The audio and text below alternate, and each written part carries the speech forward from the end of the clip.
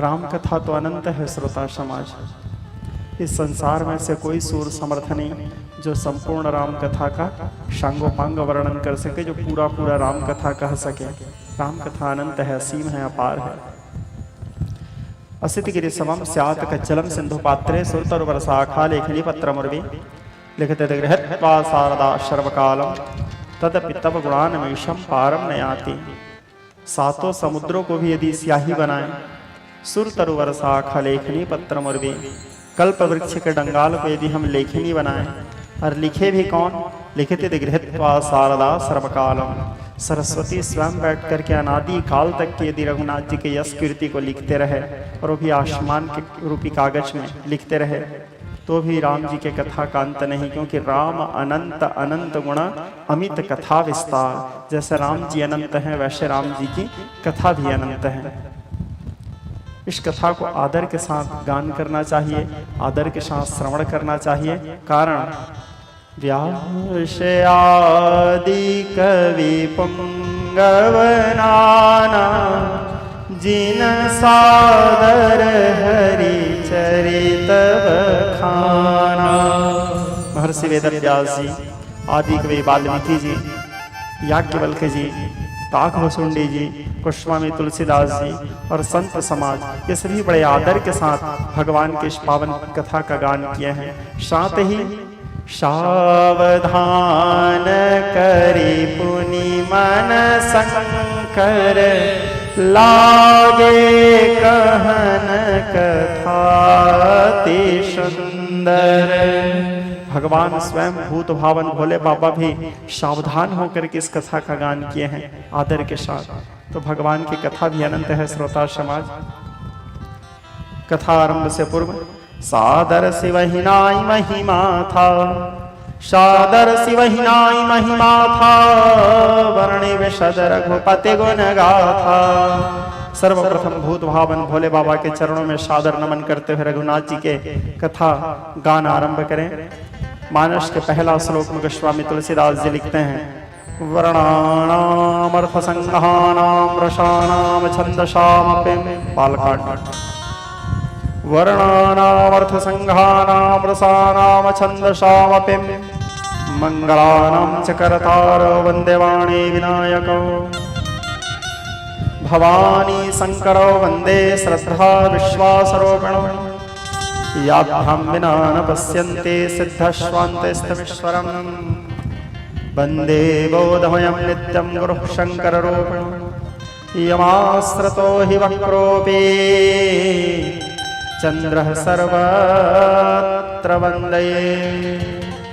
इन सभी के वंदना करने के बाद गोस्वामी तुलसीदास जी राम कथा शुभारंभ किए। लिखे तुलसीदास जी, जो सुमिरत सिद्ध होय गणनायक करिवर गहना, करऊं अनुग्रह सोय बुद्धिरास शुभ गुण सदना। मूक होई वाचाल पंगु चढ़े गिरिवर गहना, जाशु कृपा सुदयाल द्रवं सकल कलिमल दहना। नील सरोरुह श्याम तरुण अरुण वारि जनयना, करौ मम उरधाम सदा क्षीर सागर सयना। क्रमशः गोस्वामी तुलसीदास जी एक एक करके सभी के वंदना किए, वंदना काल आरंभ किए। और तुलसीदास जी कहते हैं, बंदाऊं प्रथम मही सुर चरणा, बंदाऊं प्रथम मही चरणा, बंदाऊं प्रथम मही सुर चरणा, बंदाऊं प्रथम मही सुर मोह जनित सब संशय हरना, मोह जनित सब संशय हरना। बंदाऊं प्रथम मही सुर चरणा। गोस्वामी तुलसीदास जी कहते हैं, सर्वप्रथम मैं पृथ्वी के समस्त ब्राह्मणों के चरणार बिंद की वंदना करता हूँ। मही अर्थात धरती, सुर अर्थात देवता, जो धरती के देवता हैं। कौन? ब्राह्मण देवताओं के चरणों में गोस्वामी तुलसीदास जी नतमस्तक हुए वंदना किए। फिर बाबा तुलसीदास जी कहते हैं, सत्संग ते दुर्लभ संसारा, सत्संग ते दुर्लभ संसारा, सत्संग ते दुर्लभ संसारा, सत्संग ते दुर्लभ संसारा, निमिष दंड भरे कहीं बारा, निमिष दंड भरे कहीं बारा। गोस्वामी तुलसीदास जी कहते हैं, संसार में सबसे दुर्लभ यदि कोई चीज है तो वो है सत्संग, क्योंकि मनुष्य को उसके जीवन में सब कुछ मिल जाता है, सत्संग बस नहीं मिलता। श्रीमद् भागवत कथा नौ योगेश्वर संवाद जिस समय होता है एकादश स्कंद में महाराज जनक के साथ, उस समय महाराज जनक जी कहते हैं, दुर्लभम मानुषम देहम देहिनाम क्षणभंगुरः तत्रापि दुर्लभम मन्ये वैकुंठ प्रिय दर्शनम। संसार में सबसे दुर्लभ है मनुष्य देह प्राप्त करना। कुत्ता, बिल्ली, सुअर, चींटी, ये सब तो भगवान हमको बनाते रहते हैं। मनुष्य योनि जो है देव दुर्लभ योनि माना गया है। सभी प्रकार के साधन धाम मोक्ष कर द्वारा भगवान एक अवसर देते हैं, जा बेटा सदुपयोग करके तू संसार रूपी सागर से पार हो जा। एक बार मौका देते हैं भगवान संसार रूपी सागर से हमको पार होने के लिए मनुष्य योनि देकर के। लेकिन हम इस मनुष्य योनि को प्राप्त करके आया गया और बकाया में अपने जीवन को व्यर्थ गवा देते हैं। क्यों आए पता नहीं, कहाँ से आए पता नहीं, कर क्या रहे हैं पता नहीं, करना क्या है पता नहीं, जा कहाँ रहे हैं पता नहीं, जाना कहाँ है पता नहीं। ऐसे करते करते अंततो गत्वा पुनरपि जननम। आदि गुरु शंकराचार्य लिखते हैं चरपट पंजरी नामक स्तोत्र में, पुनरपि जननम पुनरपि मरणम पुनरपि जननी जठरे निवासम, अंगम गलितम पलितम तुंडम दसन विहीनम जातम तुंडम वृद्धो याते गृहीत्वा दंडम तदपि न मुच्यति आसा पिंडम। ऐसे करते करते हम मनुष्य योनि को व्यर्थ गवा देते हैं। तो सबसे दुर्लभ चीज क्या है कलयुग में? सत्संग। कारण बिनु सत्संग विवेक न होए, राम कृपा बिनु सुलभ न सोए। व्यक्ति जब तक सत्संग नहीं करेगा तब तक कि उसके जीवन में उसको बुद्धि प्राप्त नहीं होगा, उसकी बुद्धि विकसित नहीं हो सकता, ज्ञान प्राप्त नहीं हो सकता। ज्ञान हमको, बुद्धि हमको, विवेक हमको केवल सत्संग से ही मिलता है, और सत्संग हमको केवल राम कृपा से ही मिलता है। आप स्वयं होकर सत्संग करना चाहोगे तो भी आपको सत्संग करने का अवसर नहीं मिल सकता। हम सत्संग तभी कर पाएंगे जब हमारे ऊपर राम जी की कृपा हो। बिनु सत्संग विवेक न होए, और राम कृपा बिनु सुलभ न सोए। बिना राम के कृपा से वो सत्संग हमको प्राप्त नहीं हो सकता। आप लोगों को एक बात बताऊं, लंकिनी को जानते हो आप लोग? सुंदरकांड में पढ़े होंगे, सुने होंगे, जो रावण के लंका के प्रवेश द्वार में थी। नाम लंकिनी नगर रक्षणी डट कर खड़ी दुर्ग के द्वार। आगे चल के सुंदरकांड जब कथा बताऊंगा आपको, बताऊंगा विस्तार से उसके बारे में। तो लंकिनी हनुमान जी से एक बड़े सुंदर बात बोली, राक्षसी। लंकिनी कौन थी? एक राक्षसी। सोचो एक राक्षसी का कितना सुंदर विचारधारा था। लंकिनी हनुमान जी से कहती है, तात स्वर्ग अपवर्ग सुखा धैर्य तुलाई कंग, अतुलन ताहि सकल मिली जो सुख लव सत्संग। लंकिनी कहती है, संसार के तराजू में दो पलड़ा होते हैं। एक पलड़ा में संसार के सारे सुख को रख दें, और एक पलड़ा में यदि सत्संग को रखें तो सत्संग वाला पलड़ा ही भारी पड़ेगा। यह है सत्संग का महत्व। सोचो एक लंकिनी, एक राक्षसी का इतना सुंदर विचार है, और हम मनुष्य देह प्राप्त करके हमारे अंदर यदि ऐसा विचार नहीं आया तो प्रथागतम तस्य नरस्य जीवनम, व्यर्थ ही हमको मनुष्य योनि प्राप्त हुआ है, व्यर्थ गवा रहे हैं। एक राक्षसी इतना सुंदर सोच रही है, तात मोर अति पुण्य बहुता देखो नयन राम कर दूता। लंकिनी कहती है। तो इसी बात को गोस्वामी तुलसीदास जी कहने का तात्पर्य स्नेही श्रोता समाज, बड़े भाग मानुष तन पावा, बड़े भाग मानुष तन पावा, सुर दुर्लभ सद संथन गावा।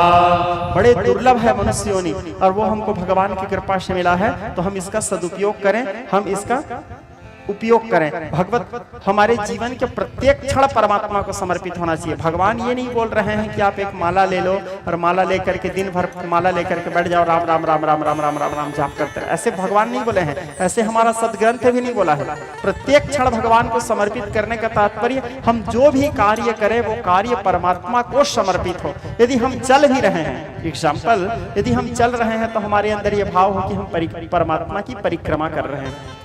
हम भोजन कर रहे हैं तो हमारे अंदर ये भाव हो कि हम भगवान के प्रसाद ग्रहण कर रहे हैं, उनके निर्माण ग्रहण। हम जल भी पी रहे हैं तो हमारे अंदर ये भाव होना चाहिए कि हम भगवान के चरणामृत का सेवन कर रहे हैं। हम संसार में जो कुछ देख रहे हैं, दृष्टिगोचर हमको जो कुछ नजर आ रहा है, हमारे भीतर ये भाव होना चाहिए सभी चीज जो हम देख रहे हैं परमात्मा का ही स्वरूप है। क्योंकि सिया राम मैं सब जग जानी, प्रत्येक जीव के अंदर राम के निवास मान करके तुलसीदास जी प्रणाम भी किए हैं इसी बालकांड में, वंदना काल में। तो बड़े भागमान उस तन पावा, इस मनुष्य योनि का हम सदुपयोग करें। ये गोस्वामी तुलसीदास जी बालकांड के शुभारंभ में कहे। अब मानस क्या है? मानस जो अब मैं आपको सुनाने जा रहा हूं, ये मानस क्या है? निर्भय निरंकुश मतंग मतवाला बन मुग्ध घूमता था विषयों के घोर बने में। सूरज निर्भय मानस क्या है? मानस का तात्पर्य क्या है? मानस क्या है? निर्भय निरंकुश मतंग मतवाला बन मुग्ध घूमता था विषयों के घोर वन में। दावानल भड़का अचानक अरण्य बीच लपटे असंख्य हुई भूमि और गगन में। दौड़ दौड़ चारों ओर भैरव विहस्त हुआ, त्रस्त हुआ तरुण त्रिताप हुआ मन में। तुलसी के मानस मतंग जलने से बचा, कूद कर शंकर के मानस गहन में। तुलसी के मानस मतंग जलने से बचा, कूद कर शंकर के मानस गहन में। कहने का तात्पर्य शीतलता शिव मानस की भैरव किसने जानी। जहां पहुंचते ही पल भर में हुआ हलाहल पानी। शीतलता शिव मानस की, यह मानस जो मन को शांति दे, जो मन को आनंद प्रदान करे। भगवान महादेव के मन से निकला हुआ है। निकला महेश के महान मंजुमान से ऋषि मुनियों की हुई धन्य चेतना हरा। ये कोई ऋषि मुनियों की द्वारा लिखा गया ग्रंथ नहीं है। स्वयं इसके रचयिता कौन है? रचि महेश निज मानस राखा। स्वयं इसके आद्य प्रणेता भूत भावन भोले बाबा हैं। शुभ समय पा करके पाई सुसमय शिवासन भाखा। शुभ समय पा करके इसको शिवा अर्थात जगदम्बा अर्थात माँ भवानी को प्रदान किया या माँ भवानी को सुनाए। तो तुलसीदास जी वंदना काल में सभी की वंदना किए और वंदना करते हुए आखिरी में तुलसीदास जी कहते हैं, बंदौ राम नाम रघुवर को, हे तो कृषाणु ज्ञान हिमवर को। राम की तो मैं वंदना कर ही रहा हूँ, सभी का वंदना कर रहा हूँ, लेकिन तुलसीदास जी कहते हैं मेरे विचार से राम से भी ज्यादा सामर्थ्यवान राम का नाम है। राम जी से भी ज्यादा ताकत किसमें है? राम जी के नाम में है। अर्थात भगवान से ज्यादा ताकत, भगवान से ज्यादा सामर्थ्य भगवान के नाम में है। क्यों ऐसे बोले तुलसीदास जी? कारण तुलसीदास जी का मानना है जो काम राम भी नहीं कर सकते वो काम राम के नाम करते हैं। जो काम स्वयं राम नहीं कर पाते वो काम राम के नाम करते हैं। जैसे कि उदाहरण समझिए, सेतु हे तो श्रम के नन थोरा, राम भालू कपि कटक बटोरा। जब राम जी को लंका जाना था तो कितना प्रयास किए थे। राम जी को जब लंका जाना था 3 दिन तक समुद्र देवता को रास्ता मांगे, बड़े मुश्किल से समुद्र देवता रास्ता दिए भय के मारे। फिर सेतु बनाए, रामेश्वर की स्थापना किए, फिर उस पार गए। सागर उतरे पार हो कपि भालू कटक दल, तब उस पार गए। लेकिन जब हनुमान जी को उस पार जाना था तो हनुमान जी समुद्र को रास्ता मांगे नहीं मांगे, कोई पूजा उजा किए, सेतु बनाया नहीं, एक छलांग मारे उस पार। क्यों? राम नाम का प्रभाव।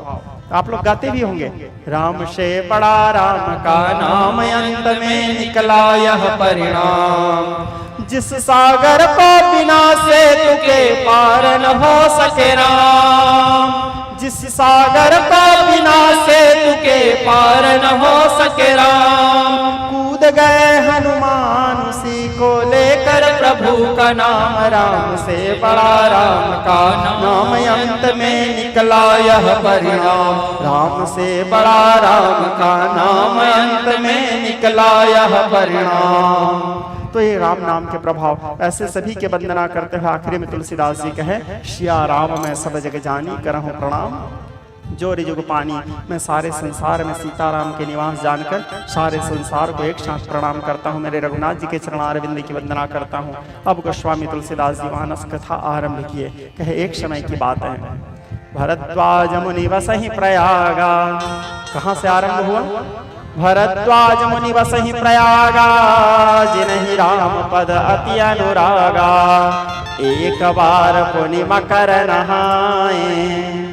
एक समय की बात है, प्रयागराज जिसे इलाहाबाद कहा गया था किसी काल में, उसका वास्तविक नाम तीर्थराज प्रयाग। प्रयाग में कुंभ होता है, आप लोग जाते भी होंगे, जानते भी होंगे कुंभ। एक बार जब वहां कुंभ का मेला लगा, सारे ऋषि मुनि संत महात्मा सभी एकत्र हुए। वहां कुंभ स्नान करने के लिए देवता लोग भी आते हैं, क्योंकि सभी तीर्थों का राजा कौन है? तीर्थराज प्रयाग, सभी तीर्थों का राजा माना गया है उसको। वहां भगवान वेणी माधव जी विद्यमान हैं, तो सभी लोग आते हैं। और तीर्थराज वहाँ गंगा यमुना और सरस्वती जी के संगम है, तो वहाँ स्नान करके अपने जीवन को कृत्य करते हैं, धन्य धन्य करते हैं। कुंभ स्नान करके फिर वेणी माधव जी के दर्शन करते हैं, लेटे हुए हनुमान जी के दर्शन करते हैं। और प्रयागराज में फिर कुछ लोग कल्पवास करते हैं, कुछ लोग कुछ दिन निवास करते हैं, कुछ लोग एक ही दिन वास करते हैं, कुछ लोग 3 दिन, ऐसे सब लोग अपने अपने सुविधा अनुसार वहाँ निवास करते हैं। उसी तीर्थराज प्रयाग में भरद्वाज जी का आश्रम था। तो वहां कुंभ का मेला जो लगा हुआ था, कुंभ के मेला विश्राम होने के बाद सारे ऋषि मुनि संत महात्मा लोग स्नान किए। कुंभ स्नान करके सब लोग वहां दान धर्म आदि किए, यज्ञ किए, और जब तप आदि करके सब लोग अपने अपने घर वापस अपने अपने आश्रम लौट रहे थे। लौटते समय सब लोग, वहां के मुखिया कौन थे तीर्थराज प्रयाग के उस समय? भरद्वाज जी। तो भरद्वाज जी से सब लोग विदा होके जा रहे थे। अब आखिरी में विदा होके जाते समय जब याज्ञवल्क्य जी आए विदा लेने के लिए, याज्ञवल्क्य जी भी आए थे, और याज्ञवल्क्य जी विदा लेने के लिए जब भरद्वाज जी के पास आए, तो याज्ञवल्क्य जी को जाते देख करके भरद्वाज जी याज्ञवल्क्य जी को हाथ जोड़ करके कहे कि गुरुदेव थोड़ी देर आप यहाँ बैठिए। उनको आसन दिए। याज्ञवल्क्य जी आसन में बैठे। आसन में बैठने के बाद उनके चरणों को धोए। कौन? स्वयं भरद्वाज जी। और उनके जबकि भरद्वाज जी कोई छोटे मोटे ज्ञानी नहीं हैं, वनवास काल में राम जी भरद्वाज जी को जाकर के प्रणाम किए हैं। आगे कथा भी आता है, बताऊंगा आपको जिस समय राम जी के वनवास काल की कथा आएगा। तो भरद्वाज जी के आश्रम गंगा पार करने के बाद जब माता सीता गंगा जी की पूजा की, माता गंगा सीता जी को आशीर्वाद भी दी कि सीता लोप विलोकत तोरे, तुम एक बार जिसको आंख उठा करके देख लोगे वो लोक से लोकपाल हो जाएंगे। तो गंगा जी के पूजा करने के बाद जब केवट पार किए भगवान को, तो आकर के भरद्वाज जी के आश्रम में राम जी भरद्वाज जी से मिले, उनके चरण वंदन किए। भरद्वाज जी भी ब्रह्म ज्ञानी हैं, राम तत्व के एक अच्छे श्रेष्ठ वक्ता भी हैं, वो राम कथा का ज्ञान भी है उनको। लेकिन नम्रता देखो, उनकी विनम्रता देखो। याज्ञवल्क्य जी को आसन दिए, उनके चरण धोए, उनके पाद प्रक्षालन किए, और हाथ जोड़ करके बड़े निवेदन करते हुए पूछते हैं, अपने आप को मानो अज्ञानी बना करके पूछते हैं याज्ञवल्क्य जी से कि हे याज्ञवल्क्य जी, आप, मेरे मन में एक बड़ा संदेह है, मेरे मन में एक बड़ा संशय है, सो आप कृपा करके मुझे बताइए। याज्ञवल्क्य जी बोले, भरद्वाज जी आप तो इतने बड़े ज्ञानी हैं, विद्वान हैं, भला आपके मन में कैसा संशय, किस बात का संशय?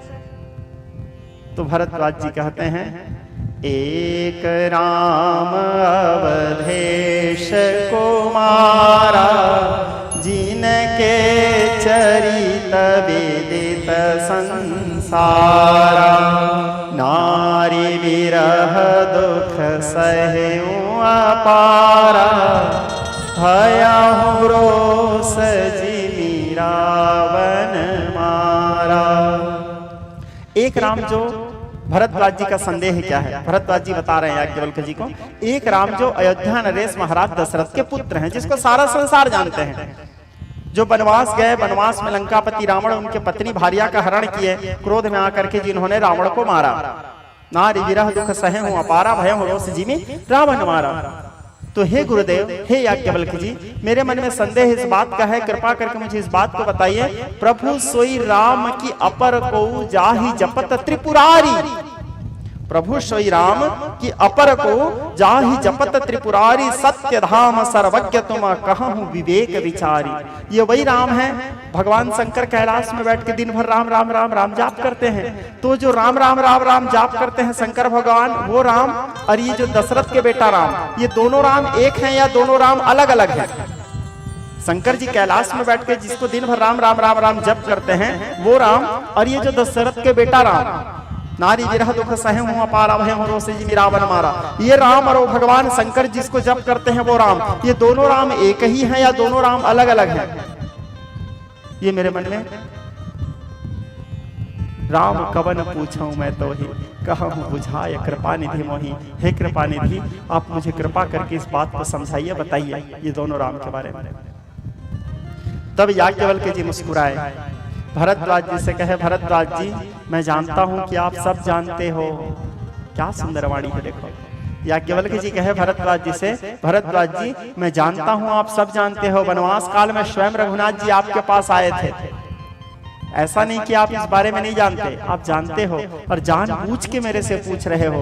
और मैं ये भी जानता हूँ आप इसलिए पूछ रहे हो ताकि आपके पूछने के बहाने मैं बताऊं और उसको सुनने से फिर आपको आनंद मिलेगा, और आनंद मिलने के बाद मेरे मुंह से जो राम कथा निकलेगा फिर ये संसार में प्रसारित होगा, संसार जानेंगे। और जो संदेह आप उठाए हो ये संदेह आगे चल करके जनमानस के अंदर में आ सकता है, तो आगे चल करके जनमानस के अंदर में जो संदेह आएगा उस संदेह को आप पहले व्यक्त कर दिए ताकि उसका मैं उत्तर दूं, और आगे चल करके जो जनमानस में यह संदेह आने वाला है वो संदेह का उत्तर उनको पहले मिल जाए, और इस बहाना राम कथा का शुभारंभ हो, इस बहाना आपको भी राम कथा सुनने का अवसर मिले, इस संसार को भी राम कथा मिले। इसीलिए आप जानबूझ के प्रश्न कर रहे हो। ऐसा नहीं कि आप राम कथा को नहीं जानते, आप जानते हो राम कथा को, आप जानते हो इस प्रश्न के उत्तर को, लेकिन फिर भी आप पूछे हो तो मैं अवश्य कहता हूं, क्योंकि ये मेरा भी सौभाग्य है।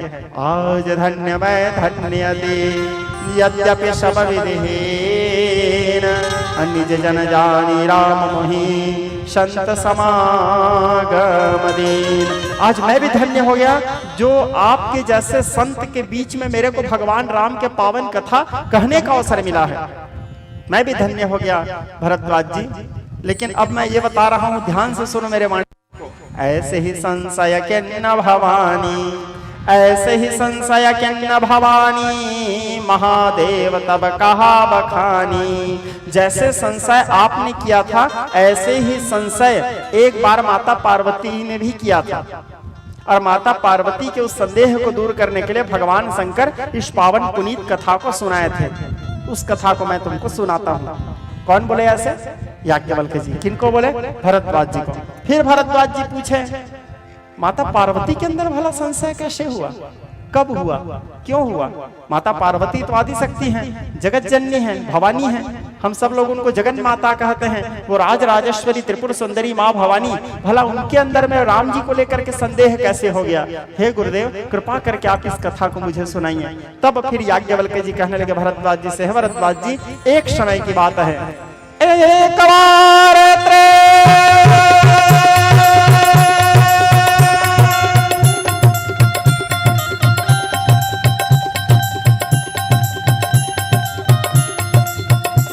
याज्ञवल्क्य जी कहे भरद्वाज जी, एक बार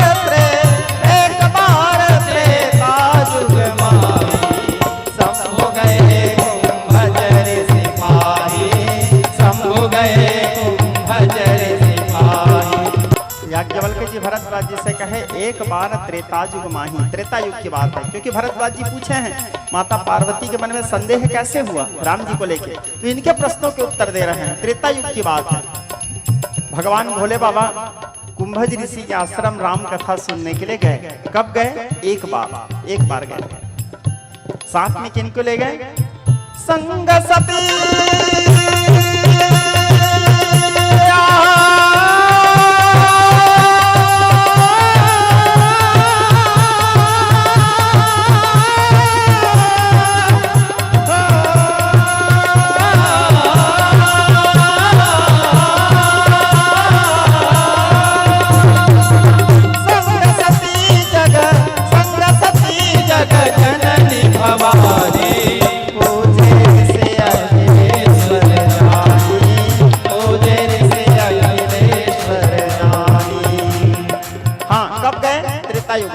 किनको साथ में लेके गए? सती, जगजननी, भवानी, तीनों पद के साथ माँ भवानी गई कुंभज ऋषि के आश्रम।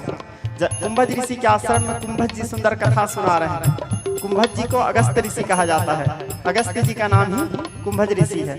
अगस्त जी सुंदर कथा सुना रहे हैं।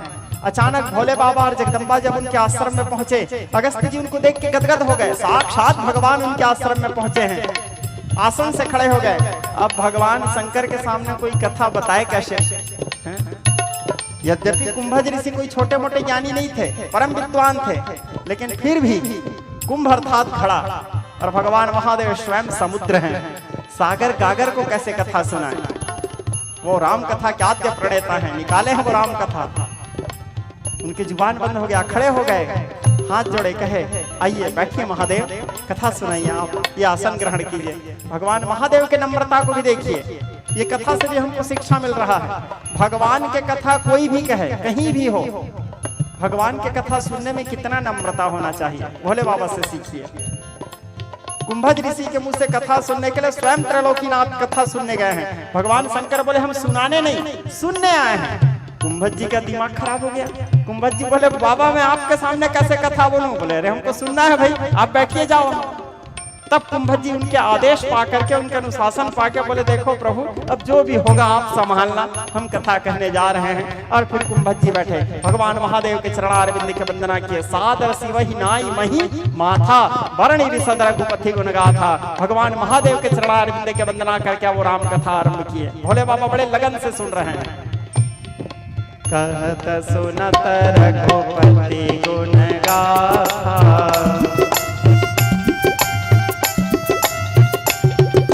कछु दिन तहाँ रहे गिरिनाथा। कहत सुनत रघुपति गुण गाथा, कहते सुनते कुछ दिन बीता। भोले बाबा तो बड़े लगन से कथा सुन रहे थे, लेकिन साथ में जो जगदम्बा थी माँ भवानी, उनका ध्यान नहीं था कथा में। कौन बात कर रहा है, कहाँ पे पंछी उड़ रहे हैं, कौन अपने सिर खुजला रहा है, कौन कैसे कपड़ा पहना है, कौन क्या कर रहा है। माता सती इन सब तरफ देख रही है, सती का ध्यान राम कथा में नहीं था। भोले बाबा बड़े लगन से सुन रहे हैं। पूरा कथा विश्राम हुआ। कथा विश्राम होने के बाद अब भोले बाबा वहां से उठ के चले।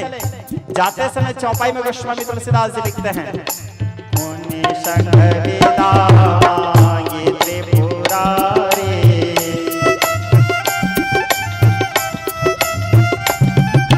गए भवन संग दक्ष कुमारी।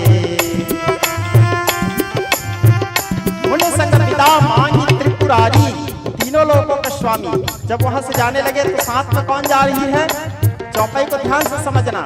गए भवन संग दक्ष कुमारी, और आई कौन थी, संग सती जगजननी भवानी।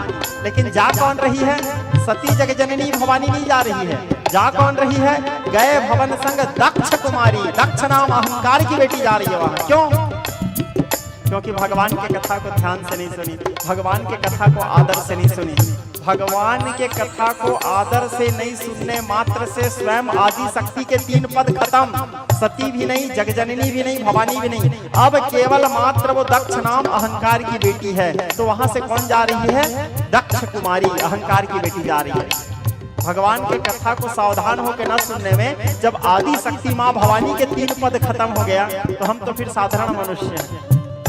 अब जा रहे थे, जाते जाते दंडक वन की बात है। मन में भोले बाबा विचार किए, त्रेता युग की बात है, राम जी का रामावतार हुआ था, वैदेही का हरण हुआ था, राम जी वैदेही को ढूंढ रहे थे। भोले बाबा विचार किए, इसी दंडक वन से मेरे राम गुजर रहे हैं, इसी दंडक वन से मैं गुजर रहा हूँ, मेरे प्रभु कृपा कर दें, एक नजर मेरे प्रभु दिख जाए। ऐसे भोले बाबा सोच ही रहे थे, अचानक उनके सामने राम जी सीता जी को ढूंढते हुए दिख गए। जैसे राम जी दिखे, दोनों हाथ उठा के भोले बाबा कहे, जय हो जय सच्चिदानंद जग पावन सकहि चले मनोजन सावन। जय हो सच्चिदानंद परमात्मा, आपकी जय हो, जय जयकार करने लगे भोले बाबा। माता सती देखी, बोले त्रिकालज्ञ सर्वज्ञ शिव जगदात्मा महेश पुरारी, संसार के सबसे बड़े भगवान तो मेरे पति हैं महादेव। ये और कौन से नया भगवान आ गए जिसको मेरे भगवान भी प्रणाम कर रहे हैं। सबसे बड़े भगवान तो मेरे ही भगवान है महादेव। ये और कौन सब उससे बड़ा भगवान है जिसको महादेव भी प्रणाम कर रहे हैं। भोले बाबा बोले सती, ये भगवान राम, राम ब्रह्म चिन्मय विनाशी,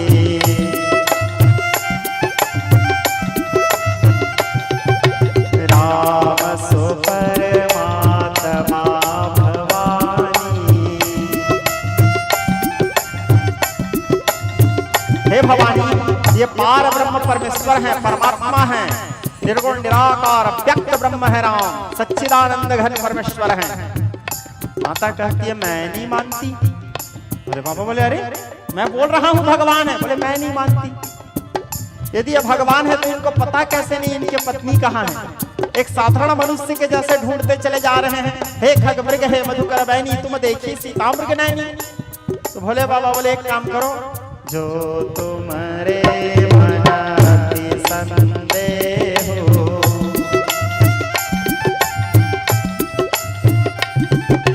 तो तृण जाहि परीक्षा ले हो। हर हर महादेव। भोले बाबा सती से कहें जो तुमरे मन अति संदेह हो तो तृण जाहि परीक्षा ले हो। यदि तुम्हारे मन में इतना संदेह है तो जाओ जाके परीक्षा ले लो। तब माता परीक्षा लेने के लिए क्या करती हैं?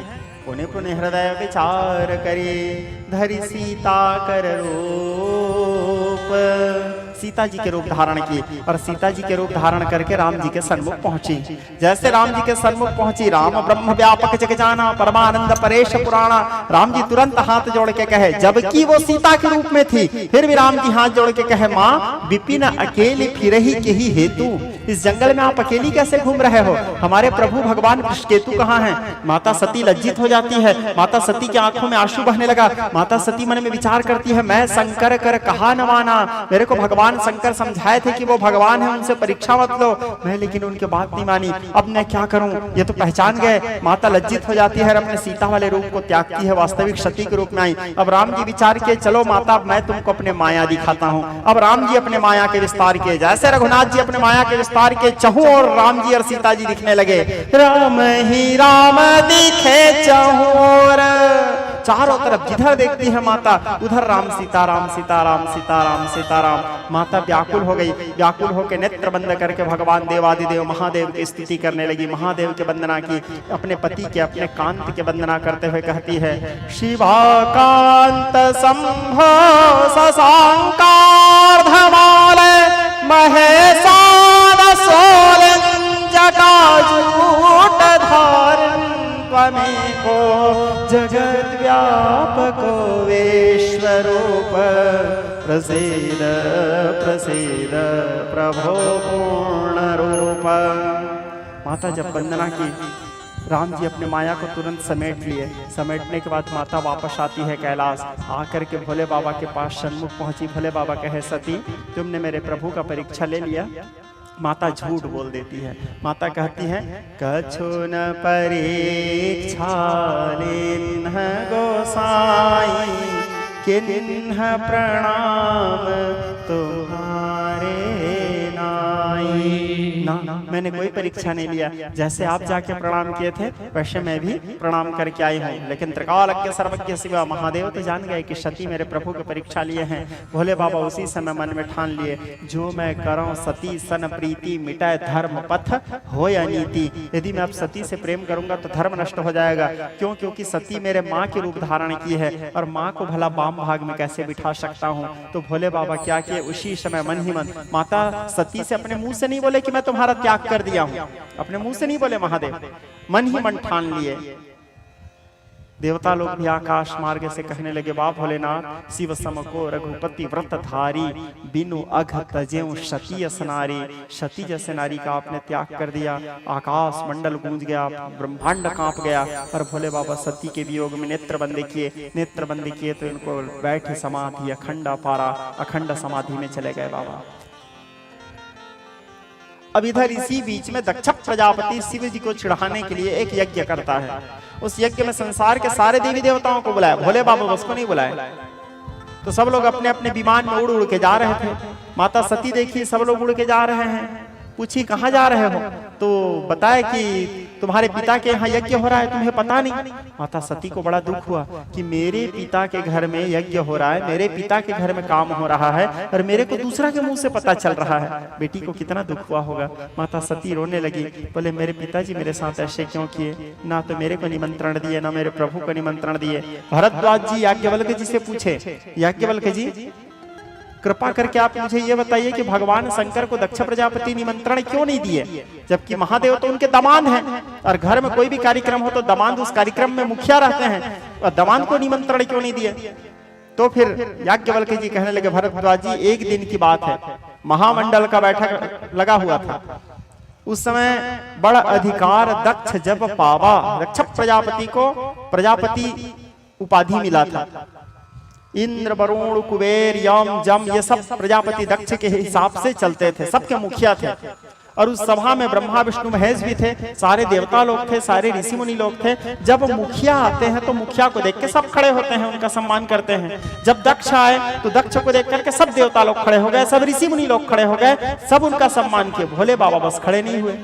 भोले बाबा क्यों खड़े नहीं हुए? उनके पीछे कारण ये ऐसे नहीं कि वो अपने ससुर जी के अपमान करना है, भोले बाबा इसलिए खड़े नहीं हुए। आप लोग देखे भी होंगे, भोले बाबा अधिकांश समय उनके फोटो में तो देखे होंगे, रियल में नहीं देखे होंगे, तो अधिकांश फोटो में भोले बाबा आंख बंद ही रहता है उनका, और माला पकड़ के जब चलते रहता है। भोले बाबा व्यर्थ समय गवाते ही नहीं है, जितना समय मिल जाए राम राम राम राम राम। थोड़ा सा भी समय मिला कि भोले बाबा तुरंत माला उठाया और हरे कृष्णा कृष्णा कृष्णा हरे हरे, हरे राम राम राम हरे हरे। महामंत्र सोई जपत महेशु, व्यर्थ समय गवाते ही नहीं। थोड़ा सा समय मिला कि आंख बंद के अपने महामंत्र जप में लग जाते थे। तो जो आंख बंद था तो पता ही नहीं चला ससुर जी कितना समय आ गए। अब देखेंगे तब तो उठेंगे, आंख बंद है तो उनको क्या पता ससुर जी कब पहुंचे। अब देखे ससुर जी आए, सब देख के मेरे को खड़े हो रहे हैं, मेरे ही दामाद मेरे को देख के खड़े नहीं हो, उनकी ईगो हट हो गया, क्रोध में आ गए, चिल्लाने लगे, भड़क गए, जो मुंह में आया भोले बाबा को बोलने लगे, निंदा करने लगे। भोले बाबा की निंदा करते हुए कहते हैं, ब्रह्मा के कहने पर कहा मैं अपने सावित्री के समान बेटी इस औघड़ को दे दिया, इस कपाली भस्मांगी जिसके रहने के लिए घर घाट का ठिकाना नहीं, भूत प्रेतों के संग रहने वाला। अपमान करने लगे भोले बाबा के।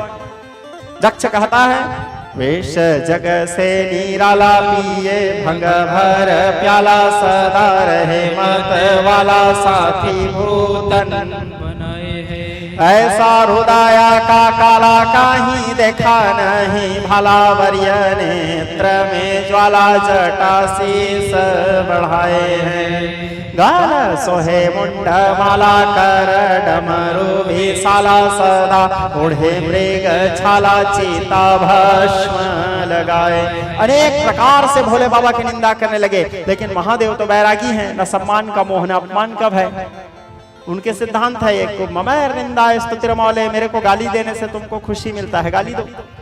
मेरे बड़ाई करने से तुमको खुशी मिलता है, मेरे बड़ाई करो, जिस बहाना से तुम खुश रहो। अब भोले बाबा क्या है, निर्वैर शांति विग्रहम, न शत्रु न मित्र, न कोई अपना न पराया, न संसार से कुछ लेना न संसार को कुछ देना, ऐसे हैं भोले बाबा। तो भोले बाबा खड़े हुए मुस्कुराते हैं, वहां से चले गए। लेकिन नंदी से नहीं रहा गया, नंदी तो उनके भक्त हैं, भक्त वाला भगवान का अपमान कैसे सहेंगे। नंदी क्रोध में आकर के कहने लगे, मोड़ दक्ष, तू मेरे प्रभु का अपमान किया है, जा मैं तुझे श्राप देता हूँ, तू परमार्थ के सभी वस्तुओं से चित्त हो जाए, तेरा शीघ्र विनाश हो जाए। नंदी श्राप देके चले गए। इसी चिड़ को निकालने के लिए दक्ष प्रजापति यज्ञ किया, और इस यज्ञ में सबको बुलाए, केवल सती और शिव को नहीं बुलाए।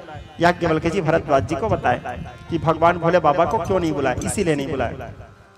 तो सब लोग उड़ उड़ के जा रहे थे अपने अपने विमान में। माता सती के अंदर भी इच्छा हुआ मैं भी जाऊं, लेकिन बिना पति को पूछे कैसे चले जाएंगे।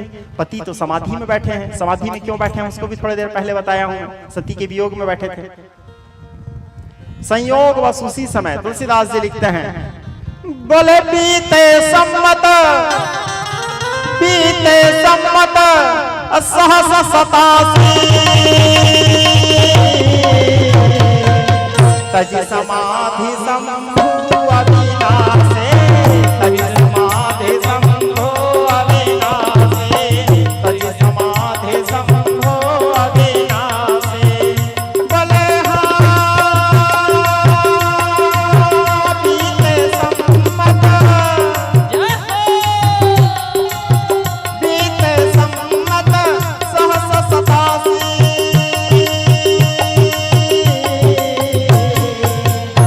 समाधि संभो अविनाशे, तज समाधि संभो अविनाशे, तज समाधि संभो अविनाशे। हरि बोल। राम नाम शिव सुमिर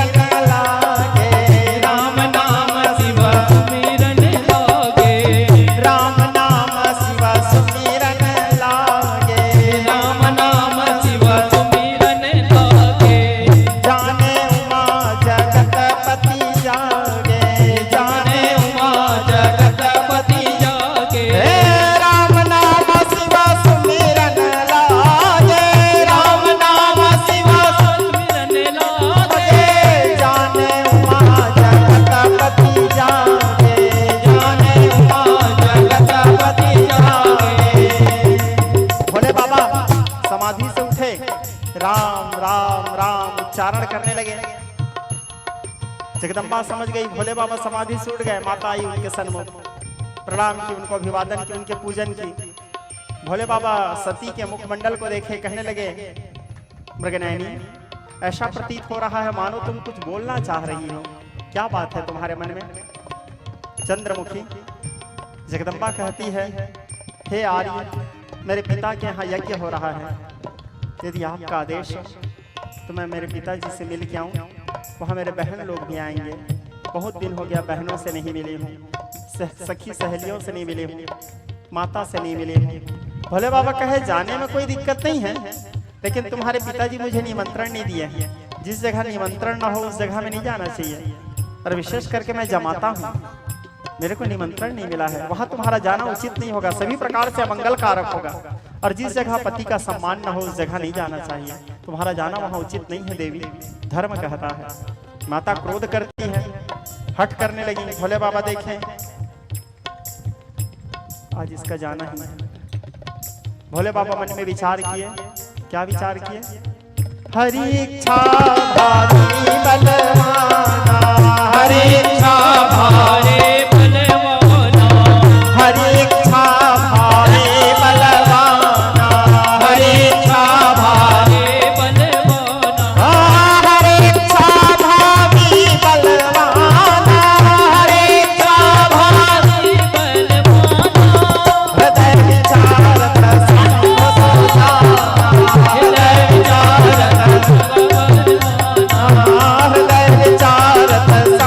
सोजाना, हृदय विचारत भोले बाबा मन में विचार किए, जो हो रहा है सब मेरे नारायण की इच्छा से हो रहा है। सती जाने के हट कर रही है, ये भी नारायण की इच्छा है। कारण होई है सोई जो राम रची राखा, होई है सोई जो राम रची राखा, होई है सोई जो राम रची राखा, को कर कर कबढ़ा वही साखा, को कर कर कबढ़ा, राम करन चाहन सोई होई,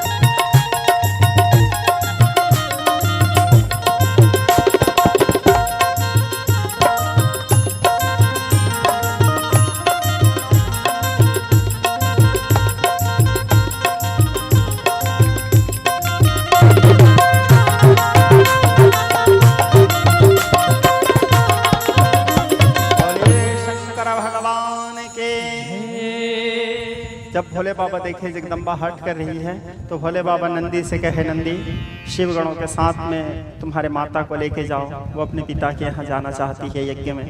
नंदी महादेव के आदेश प्राप्त करके जगदम्बा को अपने पीठ में बिठा करके शिव गणों को साथ में लेकर रुद्र गणों के साथ दक्ष यज्ञ में पहुंचे। वहाँ जा करके माता सती देखती है यज्ञ में भोले बाबा के लिए कोई भाग नहीं, महादेव का कोई सम्मान नहीं, कोई पूछने वाले नहीं है वह महादेव।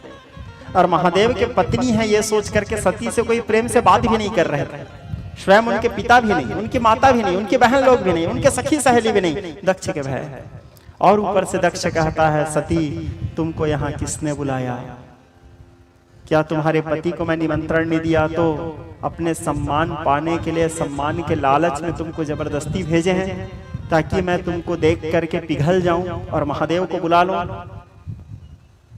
मैं दक्ष हूं, मेरे कोई भी कार्य किसी के बिना अपूर्ण नहीं होते। इस यज्ञ में ब्रह्मा और नारायण उपस्थित हैं, स्वयं यज्ञ नारायण मेरे यज्ञ में उपस्थित हैं, स्वयं मेरे पिता सृष्टिकर्ता ब्रह्मदेव हैं। तो उस कपाली, उस भस्मांगी, उस अघोरी का इस यज्ञ में क्या काम?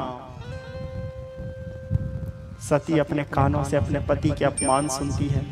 सती से नहीं रहा गया, क्रोध में आई, श्राप देते हुए दक्ष से कहती है, दक्ष मैं चाहूँ तो तेरे को इसी क्षण मृत्यु दंड दे सकती हूँ, लेकिन यदि मैं तुझे मार दी तो संसार कहेगा एक बेटी अपने पिता की हत्या कर दी।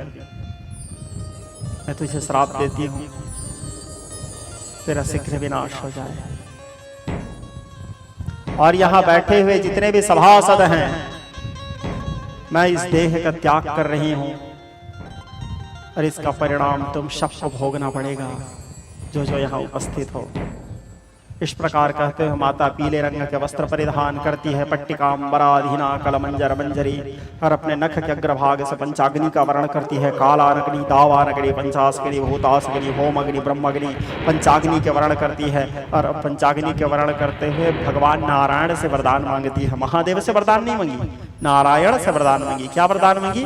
मरत सती हरि सन बर मांगा, जन्म जन्म शिव पद अनुरागा।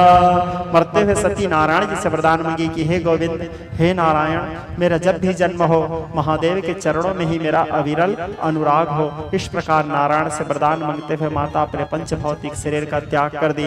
जो बुद्धिमान थे अग्र सोची सदा सुखी वहां से भाग गए। जो ज्यादा बुद्धिमान थे, जो होगा देख लेंगे, देखेंगे क्या भोगेंगे, वो लोग रुक गए थे वहां। अब नारद जी पहुंचे भोले बाबा के पास और जाकर के महादेव से कहे, प्रभु दक्ष के यज्ञ में माता सती देह त्याग कर दी। जैसे सुने भोले बाबा विचित्र तांडव नृत्यारंभ किए। जठट्टवी गलज्जल प्रवाह पावित स्थले गले लंब लंबितम भुजंग तुंगमालिकाम, डमट डमट डमट डमन डमट डमरियम चकार चंड तांडवम तनोतु शिव शिवम।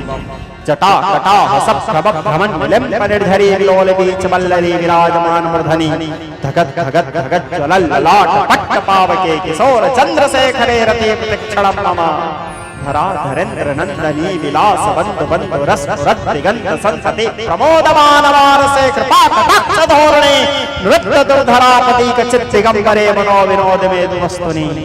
जटा भुजंग पिंगल स्फुरत प्रणाम प्रभा कदम कुमद्रव प्रलप्तमुखे मुदांत सिंधुरश्फुरत प्रभुत्तरीय मेद्रे मनो विनोद मदमतम विभर्त भूत भर्तरी। सहस्रलोचन प्रभक्त्य से सलेख शेखर प्रसूनि धोरि धोरणी विदूषरंत्र पीठमो, भुजंग राजमालया निवत्त जाट जूटक सिरे चिराय जायतम चकोर बंद शेखर ललाट चक्वरत वलत धरंग यशवलिंग भा दीपित पंचसायकम नमन निलिम्पनायकम। विचित्र तांडव किए भोले बाबा, नाचते नाचते अपने जटा कलाप को उखाड़ के पृथ्वी में फेंके। एक भयानक पुरुष प्रकट हुए। भगवान भोले बाबा कहे, पुत्र तुम्हारा नाम वीरभद्र होगा, जाओ पुत्र जा करके दक्ष यज्ञ विध्वंस करो। वीरभद्र महादेव के अनुशासन लेकर के कर चरण कृतम वा कायजम कर्मजम वा श्रवण नयनजम वा मानसम वापराधम विहतम विहितम वा सर्वमेतत् क्षमस्व। जय जय करुणाब्धे श्री महादेव शंभो। शिव शासनतः शिव शासनतः केवल शिवानुशासन लेकर के वीरभद्र गए, जाकर के दक्ष के विध्वंस किए। दक्ष के विध्वंस करने के बाद जो शिवगण थे वो भी दक्ष के विध्वंस किए। दक्ष के गले को मरोड़ करके काट करके यज्ञ कुंड में डाल दिए, भस्मीभूत हुआ। वीरभद्र वापस आए। अब नारायण जी को बड़ा चिंता हुआ। नारायण जी विचार किए, यदि यज्ञ पूरा नहीं हुआ तो फिर संसार में अराजकता फैल जाएगा, और बिना जजमान के यज्ञ कैसे पूरा हो, जजमान तो मर गया। तो नारायण जी सबको लेकर के भोले बाबा के पास आए और सबको भोले बाबा के पास ला करके सभी लोगों के साथ में भोले बाबा के प्रार्थना करने लगे, भोले बाबा की स्तुति करने लगे। सब लोग मिल करके भोले बाबा के वंदना की स्तुति किए। भोले बाबा तो अवघड़ है, दानी है, कारण अवघड़ दानी उदार अपार जो नैकत सेवा ते दूरी जावे, दमन अशांति समन सब संकट विरत विचारी जन नहीं अपनावे। ऐसे अवघड़ है भोले बाबा। वहां उनकी पत्नी मरी हुई है, इस बात को भी भूल गए। जब भक्त उनके पुकार किए तो आए। जीवन भर दक्ष मैं करता था, एक बकरे के सिर को जोड़े अहंकार स्वरूप। उसके बाद दक्ष रुद्र सप्त से भगवान महादेव की स्तुति किए, प्रार्थना किए। उसके बाद दक्ष यज्ञ पूर्ण हुआ। सब लोग मिलकर भोले बाबा की आरती किए। आरती करने के बाद अपने सती के शरीर को लेकर के भोले बाबा वहां से निकले। यत्र तत्र सर्वत्र भटकने लगे, यहाँ वहां सती के वियोग में।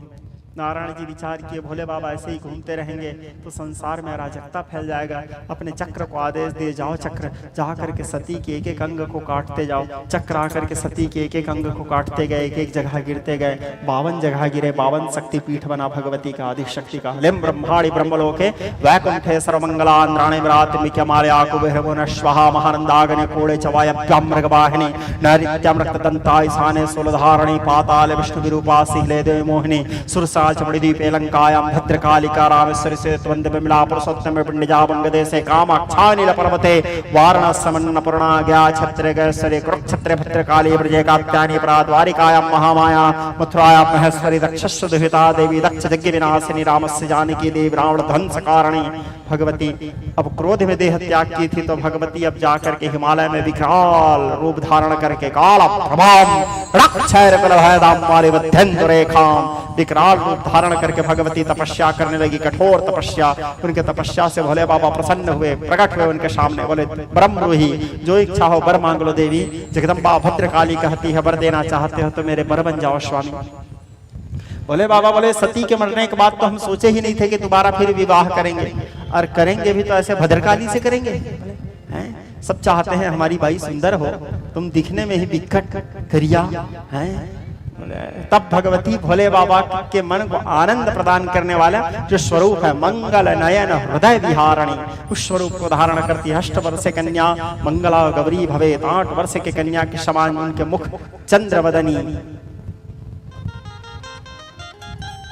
भवरे जैसा श्याम श्याम सुंदर मनमोहक रूप धरे, मुरली बजावत कला स्वामिनी गुण गावत गंधर्व फिरे, मंगल नयन हृदय विहारणी जयतु मंगला शिव प्रिय। जब सौम्य रूप धारण की भगवती, भोले बाबा देखे बोले हाँ हाँ हम यही वाले स्वरूप से विवाह करेंगे। बोले भगवती बोली अब हम नाक वाले की बेटी बनेंगे, पिछले बार हमारे पिताजी ठीक नहीं थे, बोले अब अच्छे पिताजी की बेटी बनेंगे। तब भगवती तेही कारण हिम गिरि गृह जाई, जन्मे पार्वती तन पाई। शुभ समय पा करके भगवती हिमालय के घर में जा करके जन्म ली। जब भगवती के जन्म हुआ देवता लोग आकाश मार्ग से पुष्प वृष्टि करने लगे, गाड़ा धुंधुली भेरी सहनाई बजाने लगे, जय शब्द नमः शब्द शंख शब्द तथा बजा जय जयकार ध्वनि होने लगे। 3 प्रकार के पवन एक साथ प्रवाहित होने लगे, वही सुहावन त्रिविध समीरा। 3 प्रकार के पवन बहने लगे, शीतल मंद सुगंध, क्योंकि आदि शक्ति भगवती जगत जननी जगदम्बा हिमालय के घर में कन्या के रूप में जन्म ली थी। सब लोग ऋषि मुनि लोग आए माता के दर्शन करने के लिए, बाल रूप के दर्शन करने के लिए। जो आए जिसको जो अच्छा लगता था वो अपने अनुरूप भगवती का एक एक नाम दिए। कोई उनको शिवांगी कहे, कोई उनको गौरी कहे, कोई उनको उमा कहे, कोई उनको अंबिका कहे। सब लोग उनका एक एक नाम देते गए। अब भगवती को सुंदर पालना में डाल करके, पालना में सुंदर माता मैना हिमालय की पत्नी भगवती को झूला झूलाने लगी। भगवती को सुंदर पालना झूलाए, धीरे धीरे भगवती बड़ी होने लगी। एक दिन की बात है, नारद जी आए, कहाँ हिमालय के यहाँ। तो माता पार्वती को दिखा करके उनके हाथ दिखाया। नारद जी से पूछे, नारद जी हमारे बेटी के हाथ देखो ना, हमारे बेटी के भाग्य बताओ कि इनके भाग्य कैसा है, कैसा पति मिलेगा, कैसे घर में शादी होगा, क्या होने वाला इसके आगे भविष्य। नारद जी उनके हाथ देखे, नारद जी कहे इनका पति होगा वो त्रिभुवन पति होगा। हिमालय का दिमाग खराब है। कोई भी बाप को कोई आदमी आके बोले तोरे बेटी का जो पति है वो सबका पति होगा, किस पिता का दिमाग खराब नहीं होगा। इसका पति जो होगा त्रिभुवन पति होगा। बात भी सही, महादेव त्रिभुवन सबके पति हैं, वो हमारे भी पति हैं, हमारे पति आपके भी पति हैं और आपके पति के भी पति हैं, जगत पति हैं महादेव, है ना। तो त्रिभुवन पति होगा, किसी से भय खाने वाला नहीं, संसार उसके अधीन, वो जहाँ रहेगा उसके रहने के लिए घर घाट का ठिकाना नहीं, नंग धड़क घूमने वाला, अर्धनग्न तो सदैव रहेगा वो। भूत प्रेत पिशाच लोग इनके आगे पीछे रहेंगे। हिमालय घबरा गए। नारद जी बोले चिंता मत करो, ये जो कुछ बता रहा हूँ ये सारे गुण केवल महादेव से मिलते हैं। स्वयं सर्वेश्वर निर्गुण निर्विशेष निराकार व्यक्त ब्रह्म सर्वेश्वर भगवान सदाशिव ही इनके पति बनने वाले हैं। लेकिन सदाशिव को पति के रूप में पाना इतना सरल नहीं है। उसको पाने के लिए पार्वती को आज से तपस्या करना पड़ेगा। तपः, क्योंकि तपस्या से व्यक्ति कुछ भी प्राप्त कर सकता है। तप बल रचई प्रपंच विधाता, तप बल विष्णु सकल जगत्राता, तप बल शेष धर ही मही धारा, तप बल रुद्र करहि संसारा, तप आधार सब सृष्टि भवानी। तपस्या के प्रभाव से व्यक्ति कुछ भी प्राप्त कर सकता है। तो पार्वती को अवश्य तपस्या करना पड़ेगा। माता पार्वती बाल्यावस्था से ही वन में जा करके सूखे सूखे बेल पत्ता को खा करके उपवास रहती थी और भोले बाबा की पूजा करती थी। भयहु सुखानेव तब पर्णा, उमा नाम तब भयहु अपर्णा। सूखे पर्ण को खा करके भगवती उपवास रही, इसलिए माता पार्वती का एक नाम अपर्णा भी है। उनको अपर्णा भी कहते हैं। अपर्णा में एक अपर्णा पाटला पाटलावती। तो भगवती अपर्णा नाम पड़ा। शिव जी को पाने के लिए कठोर तपस्या करने लगी। कठोर तपस्या की महादेव को पाने के लिए। अब तपस्या का असर भोले बाबा के हृदय में भी होने लगा। तो भोले बाबा को स्वयं राम जी आए। आकर के राम जी बोले कि बाबा आप उनसे विवाह कर लीजिए, क्योंकि मरते समय उन्होंने हमसे वरदान मांगा था, मरत सती हरिसन वर मांगा। भोले बाबा बोले पहले परीक्षा लूंगा। सप्तर्षियों को भेजे। सप्तर्षि लोग आकर के माता को अनेक प्रकार से भड़काए शिव जी के विरुद्ध। फिर भी माता के अंदर एक ही संकल्प था, वरम शंभु न तरहूं कुमारी। शादी करूंगी तो भगवान शंकर से रहते जीवन भर कुमारी रह जाऊंगी, जन्म कोटि लगी रगर हमारी। ये माता प्रतिज्ञा। आखिरी में सप्तर्षि भी परीक्षा में हार गए और वापस भोले बाबा के पास गए। भोले बाबा आए, माता को दर्शन दिए। अब शिव जी और माता पार्वती के विवाह की तैयारी होने लगे। चारों ओर आनंद है, क्योंकि भोले बाबा का विवाह होने वाला है। जगत माता और जगत पिता का विवाह होने वाला है। हिमालय के यहाँ सुंदर सब सजाए, श्रृंगार किए, पूरे महलों को सजाया गया। अब कैलाश को कौन सजाए? वहां तो उतना ऊपर कोई चढ़ते भी नहीं है, आधा दूर में तो सांस खत्म हो जाता है। कौन सजाएगा कैलाश? तो ब्रह्मा जी संसार में जितने भूत प्रेत पिशाच थे सबको बुलाया। बोले आओ आज तुम्हारी यार की शादी है। सब भूत पिशाच लोग आए, जापान, रूस, भूटान, सब जगह से आए, भांति भांति के पिशाच। और आकर के तन छार व्याल कपाल भूषण नगन जटिल भयंकरा विचित्र विचित्र वेशभूषा वाले सब लोग भोले बाबा को श्रृंगार किए। जैसे वो खुद लोग भूत, वैसे भोले बाबा को भी भूतनाथ बना दिए। नंग धड़ंग बैल में बिठाए, पूरे शरीर में भस्म लगाया, मुंड माला पहनाए। तो बोले हो गए बाबा तैयार, चलो। बोले चले बारात भोले बाबा के। भगवान नारायण जी विचार की इनके साथ जाएंगे तो हमारा इज्जत खराब हो जाएगा। हम लोग इतने स्मार्ट लोग हैं, ये लोग देखो कपड़ा लता का होश नहीं इन लोगों को, कुछ भी पहन लिए हैं, कुछ भी धारण कर लिया है। नारायण जी सारे देवताओं को बोले चलो रे हम लोग अलग जाएंगे। बोले सारे देवताओं को लेकर ब्रह्मा जी बोले मैं भी नहीं जाऊंगा इनके साथ। बोले सारे ऋषि मुनियों को लेकर ब्रह्मा जी चले। अब सारे भूत पिशाच लोग बच गए। भूत पिशाच लोग भोले बाबा के पास आए। बोले बाबा हमको साथ में लेने वाले कोई नहीं है बारात। बोले मेरे साथ जाओगे, दूल्हा के साथ जाओगे तुम लोग। बोले आगे आगे ब्रह्मा जी और पूरे ऋषि मुनि, उसके पीछे भगवान नारायण जी, सारे देवतागण, सबसे आखिरी में सारे भूत परे पिशाच यक्ष गंधर्व सबको लेकर के भोले बाबा एक वृद्ध बैल में बैठ करके चले। कहां? बारात निकला भोले बाबा का। सारे भूत पिशाच लोग बारात जाते जाते कुछ दूर में रुक गए। रुकने के बाद भोले बाबा बोले अरे क्या हुआ रे, क्यों रुक गए? बोले बाबा बोले आज आपका विवाह है। बोले हाँ तो आज बनता है। बोले क्या बनता है? बोले आज एक दिन तो बाबा। बोले बाबा बोले जाओ। सुंदर जय विजया के पत्रों को वहां पर रोट घोट करके तैयार किए। सब लोग पिए। पीने के बाद एक तो ऐसे ही भूत, दूसरा भांग पी लिए, बन गए महाभूत। अब वो लोग नाचते। भांग पीने के बाद कोई भी आदमी भूत बन जाता है, ठीक है। वो लोग तो ऑलरेडी भूत थे और ऊपर से और भांग पी लिए, महाभूत। अब वो लोग नाचते कूदते चले। सब लोग नाचते कूदते भोले बाबा के बारात पहुंचे। कहाँ? मैना सुबह आरती संवारी, जहाँ माता मैना आरती थाल लेके खड़ी थी। अब वहां पहुंचे। माता जैसे आरती थाल उतारने के लिए द्वार में निकली, भोले बाबा के विकराल रूप को देखी, तुरंत बेहोश। बोली मेरी बेटी कुंवारी रह जाएगी लेकिन इसके साथ मैं शादी नहीं करूंगी। मैं नारद कर काह बिगाड़ा, मैं नारद का क्या बिगाड़ी थी जो मेरे बेटी के घर बसने से पहले उजाड़ दिए। माता अंदर चले गई। सप्तर्षि लोग आए, नारद जी आए, समझाया। बोले माता तुम जो देख रहे हो वो सत्य नहीं है, और जो सत्य है उसको तुम देख नहीं रहे हो। कई बार जो हमारे आँख भी देखता है वो भी गलत रहता है। कई बार हमारे आँख भी सत्य को नहीं देख, जो दिखता है वो भी सत्य नहीं होता। तुम उसको केवल एक भूत पिशाच जैसे देख रहे हो। ये सत्य है कि वो भूत पिशाच भी हैं, लेकिन भगवान भी वही हैं, क्योंकि वह खुद परम पिता है, उसका न कोई पिता है हर जगह मगर कहीं न खास पता है। भक्त अवतार कहे योगी निराकार कहे, मगर भेद किसी ने न जाना। अहम क्यार से झांका तो मानव था, ज्ञान की दृष्टि से देखा तो ब्रह्म को पहचाना। वो साक्षात ब्रह्म है। त्रिसत त्रिचित्र तलपयोर भुजंग मुक्ति कष्टयो गरिष्ठ रत्न लष्टयो सुभक्ति पक्ष पक्षयो प्रणोरविंद चक्षुषो प्रजामहि महेन्द्रयो शम प्रभक्ति कह कदा सदा शिवम भजाम्यहम्। तब माता का सारा संदेह दूर हुआ और दूर होने के बाद फिर यज्ञ मंडप में माता पार्वती को ला करके बिठाया, भोले बाबा बैठे, ब्राह्मण लोग मंगलाचरण के, स्वस्ति वाचन के, शिव जी और माता पार्वती के विवाह हुआ। विवाह होने के पश्चात जगदम्बा को साथ में लेके भोले बाबा कैलाश आए और शुभ समय पा करके तब जन्मी षडबदन कुमारा तारक असुर समर जिन मारा। शुभ समय पाकर के कुमार कार्तिकेय जी का जन्म हुआ, जिन्होंने ताड़कासुर नामक दैत्य का विनाश किया। गोस्वामी तुलसीदास जी कहते हैं शिव चरित्र को विश्राम देते हुए, चरित सिंधु गिरिजापति वेदन पावहि पार, अपरनय तुलसीदास किमी मैं मति मंद गंवा।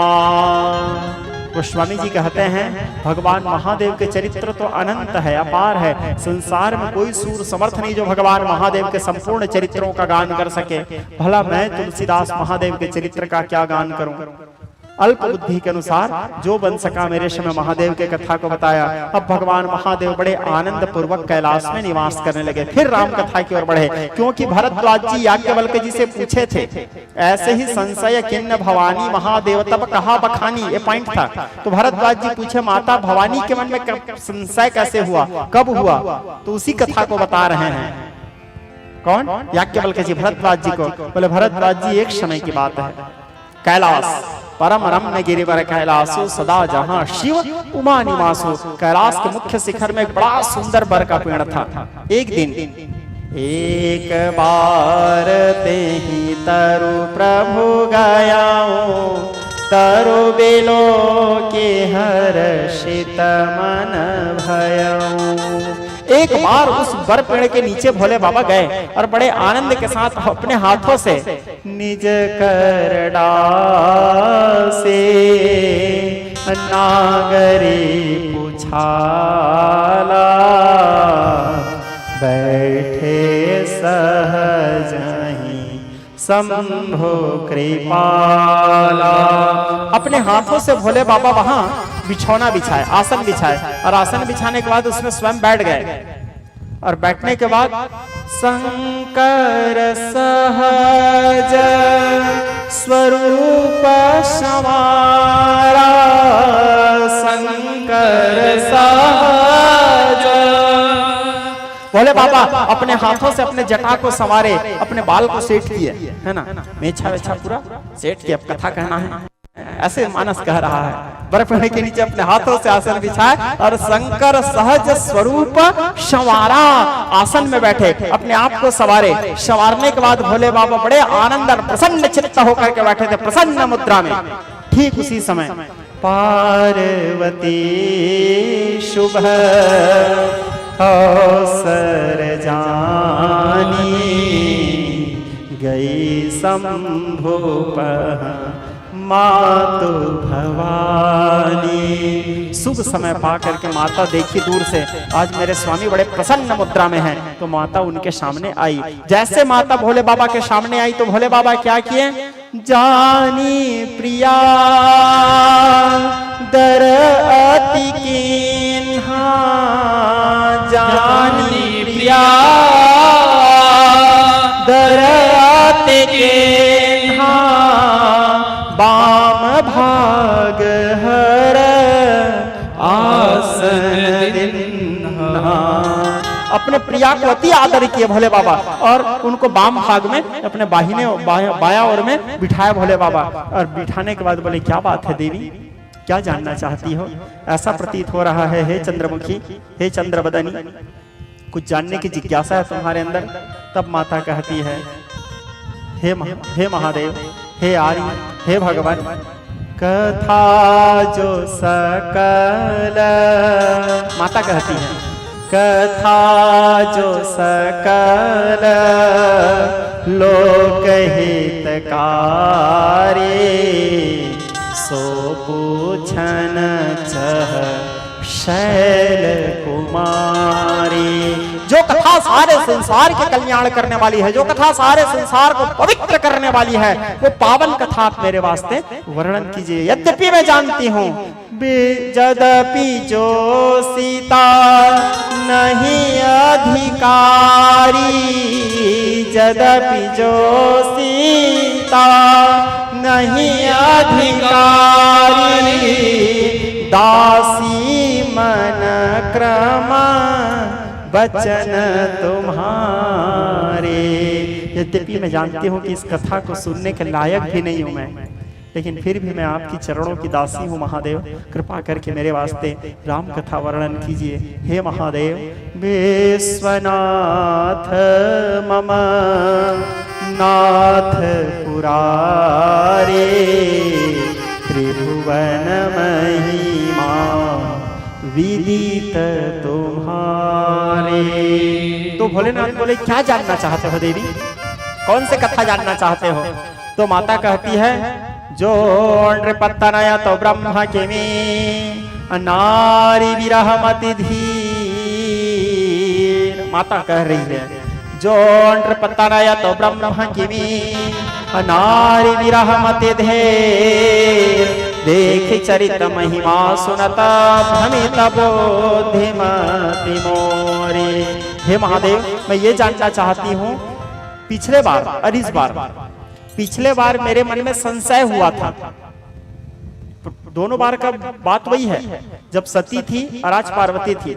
सती के सोच और पार्वती के सोच दोनों में अंतर देखो। सती के मन में यह सोच आया था कि यदि ये भगवान है तो राजपुत्र कैसे है? मैं नहीं मानती ये भगवान है, संशय। और माता पार्वती के अंदर वो भगवान राजपुत्र कैसे हो सकते हैं? जिज्ञासा। जिज्ञासा अलग चीज है, संदेह अलग चीज है। माता सती के अंदर संदेह हुआ था और माता पार्वती के अंदर में जिज्ञासा उत्पन्न हुआ है। तो माता कहती है कि मेरे अंदर ये जिज्ञासा है कि वो भगवान राजपुत्र कैसे बने, उस बारे में आप मेरे को बताइए कृपा करके। हे महादेव, मेरे 7 प्रश्न हैं। माता 7 प्रश्न करती है राम कथा में। क्या क्या प्रश्न? पहला, माता पहला प्रश्न की, प्रथम शोकारण कहाँ हो बेचारे, निर्गुण ब्रह्म सगुण वपुधारे। माता का पहला प्रश्न, वो निर्गुण निराकार सगुण साकार कैसे हुए? माता पहला प्रश्न पूछी। भगवान तो निर्गुण है, निराकार है, फिर वो सगुण साकार कैसे हुए?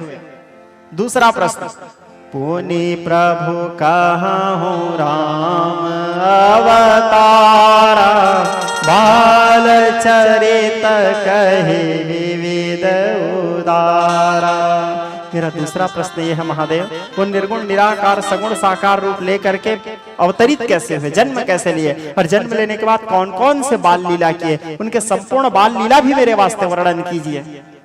फिर माता अगला प्रश्न करती है, कहाँ हूँ जथा जान के विवाहे, राज तजा पुनि दूसर काहे। फिर उन्होंने माता सीता के साथ कैसे विवाह किया और उसके बाद फिर राजगद्दी को छोड़ करके कैसे वनवास गए, ये सारे बात मेरे वास्ते वर्णन कीजिए। फिर वो भोले बाबा से माता कहती है, अगला प्रश्न, बन बसे के चरित पारा, किमिहिरो सजिनी रावण मारा। फिर जंगल में रहते हुए उन्होंने कौन कौन से लीला किया और फिर किस प्रकार उन्होंने रावण को मारा, और उसके बाद रावण को मार के आने के बाद, राज बैठी किन्हे बहुलीला, सकल कहाँ हूँ शंकर सुख शीला। फिर उन्होंने राजगद्दी में बैठ करके किस प्रकार लीला किया, क्या क्या कार्य किए राजगद्दी में बैठने के बाद। ये 6 प्रश्न माता पूछी। अब आखिरी 7वां नंबर का प्रश्न, क्या था 7वां प्रश्न माता का? माता कहती है, बहुरी कहाँ हूँ करुणा यतना, किन्ह जो अचरा जराम, अप्रजा सहित रघुवंश मणि, किमि गवने निज धाम। प्रजा के साथ रघुनाथ जी किस प्रकार परम धाम गमन किए, ये संपूर्ण राम कथा आप मेरे वास्ते कृपा करके वर्णन कीजिए। तब भोले बाबा कहे, देवी धन्य धन्य गिरी,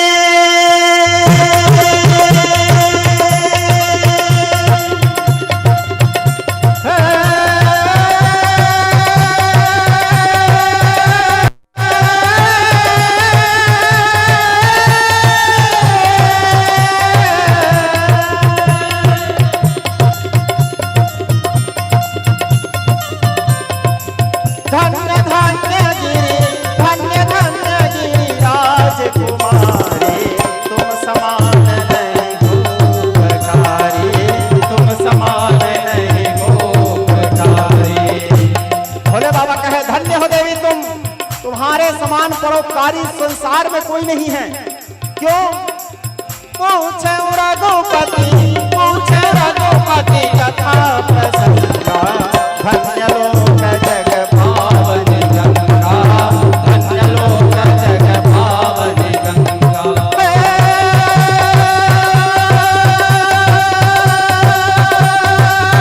पूछे रघुपति, हर हर महादेव। भोले बाबा कहे, है देवी धन्य हो तुम और मैं भी धन्य हूँ। 2 बार धन्य बोले हैं भोले बाबा। धन्य धन्य गिरि राजकुमारी, तुम इसलिए धन्य हो क्योंकि तुम भगवान की कथा सुनने जा रही हो, और मैं इसलिए धन्य हूँ तुम्हारे पूछने के कारण मैं कहने जा रहा हूँ भगवान की कथा, इसलिए 2 बार धन्य। धन्य धन्य गिरि राजकुमारी, पूछो रघुपति कथा प्रसंगा, धन्य लोक जग पावनी गंगा। तुम्हारे पूछने पर यह पावन कथा मैं कहने जा रहा हूँ, लेकिन इस कथा को सुनने से पहले एक बात बता रहा हूँ, सुनो ध्यान से। भोले बाबा कहे, क्या कहे? जिन यह कथा सुनहि नहीं काना। भोले बाबा कहे, देवी जिन यह कथा सुनहि नहीं काना, जिन यह कथा सुनहि नहीं काना, श्रवण रंध्र ही भवन समाना, श्रवण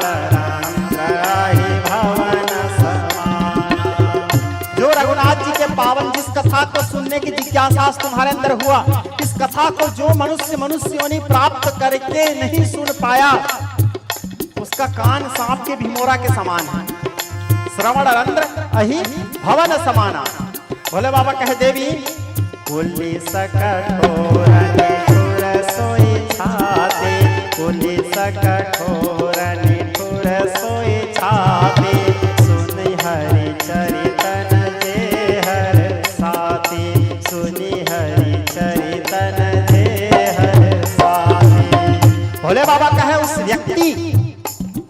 व्यक्ति का हृदय पाषाण का हृदय है, पत्थर है। जो व्यक्ति भगवान राम जी के पावन कथा को सुनने के बाद गदगद नहीं होता, जिसके हृदय में आनंद नहीं आता, पुलिस कठोर निठुर सोई छाती। और भोले बाबा कहे, उमा गिरजा सुने राम कर लीला, गिरजा सुने राम कर लीला, सुरहित धनुज विमोहन लीला, सुरहित धनुज विमोहन लीला, जथानंद राम भगवाना, जथानंद राम भगवाना, तथा कथा कीरति गुण गाना, तथा कथा कीरति गुण गाना। भोले बाबा कहे उमा से, सब तो ठीक है उमा, अब यहाँ इंपॉर्टेंट बात, पहले बड़ाई की है, धन्य हो तो ये कथा सुनना चाह रहे हो। अब भोले बाबा बोले, एक बात लेकिन मेरे को अच्छा नहीं लगा तुम्हारा। माता घबरा गई, बोले क्या बात? तो भोले बाबा कहे, एक बात नहीं मोहि सुहानी, जदपि मोह बस कहा भवानी, एक बात नहीं मोहि सुहानी, जदपि मोह बस कहा भवानी। तुम्हारा एक बात मुझे अच्छा नहीं लगा, यद्यपि तुम मोह के वशीभूत होकर के इस बात को बोल डाले, मैं जानता हूं। कौन सा बात? तुम जो कहा राम को आना, तुमने अभी अभी जो कहा ये राम कौन है? तुम जो कहा राम को आना, जय श्रुति भावनि गम धरे ध्याना, जय श्रुति भावनि गम धरे ध्याना। हे उमा, ये रामायण है। एक बात नहीं मोह सुहानी, जदपि मोह बस कहा भवानी। तुम्हारा एक बात मुझे अच्छा नहीं लगा, तुमने जो कहा राम को आना। राम जी के लिए इस प्रकार कौन कहते हैं जानते हो माँ? पातल भूत विवश मत मारे, नहीं बोलत वचन विचारे,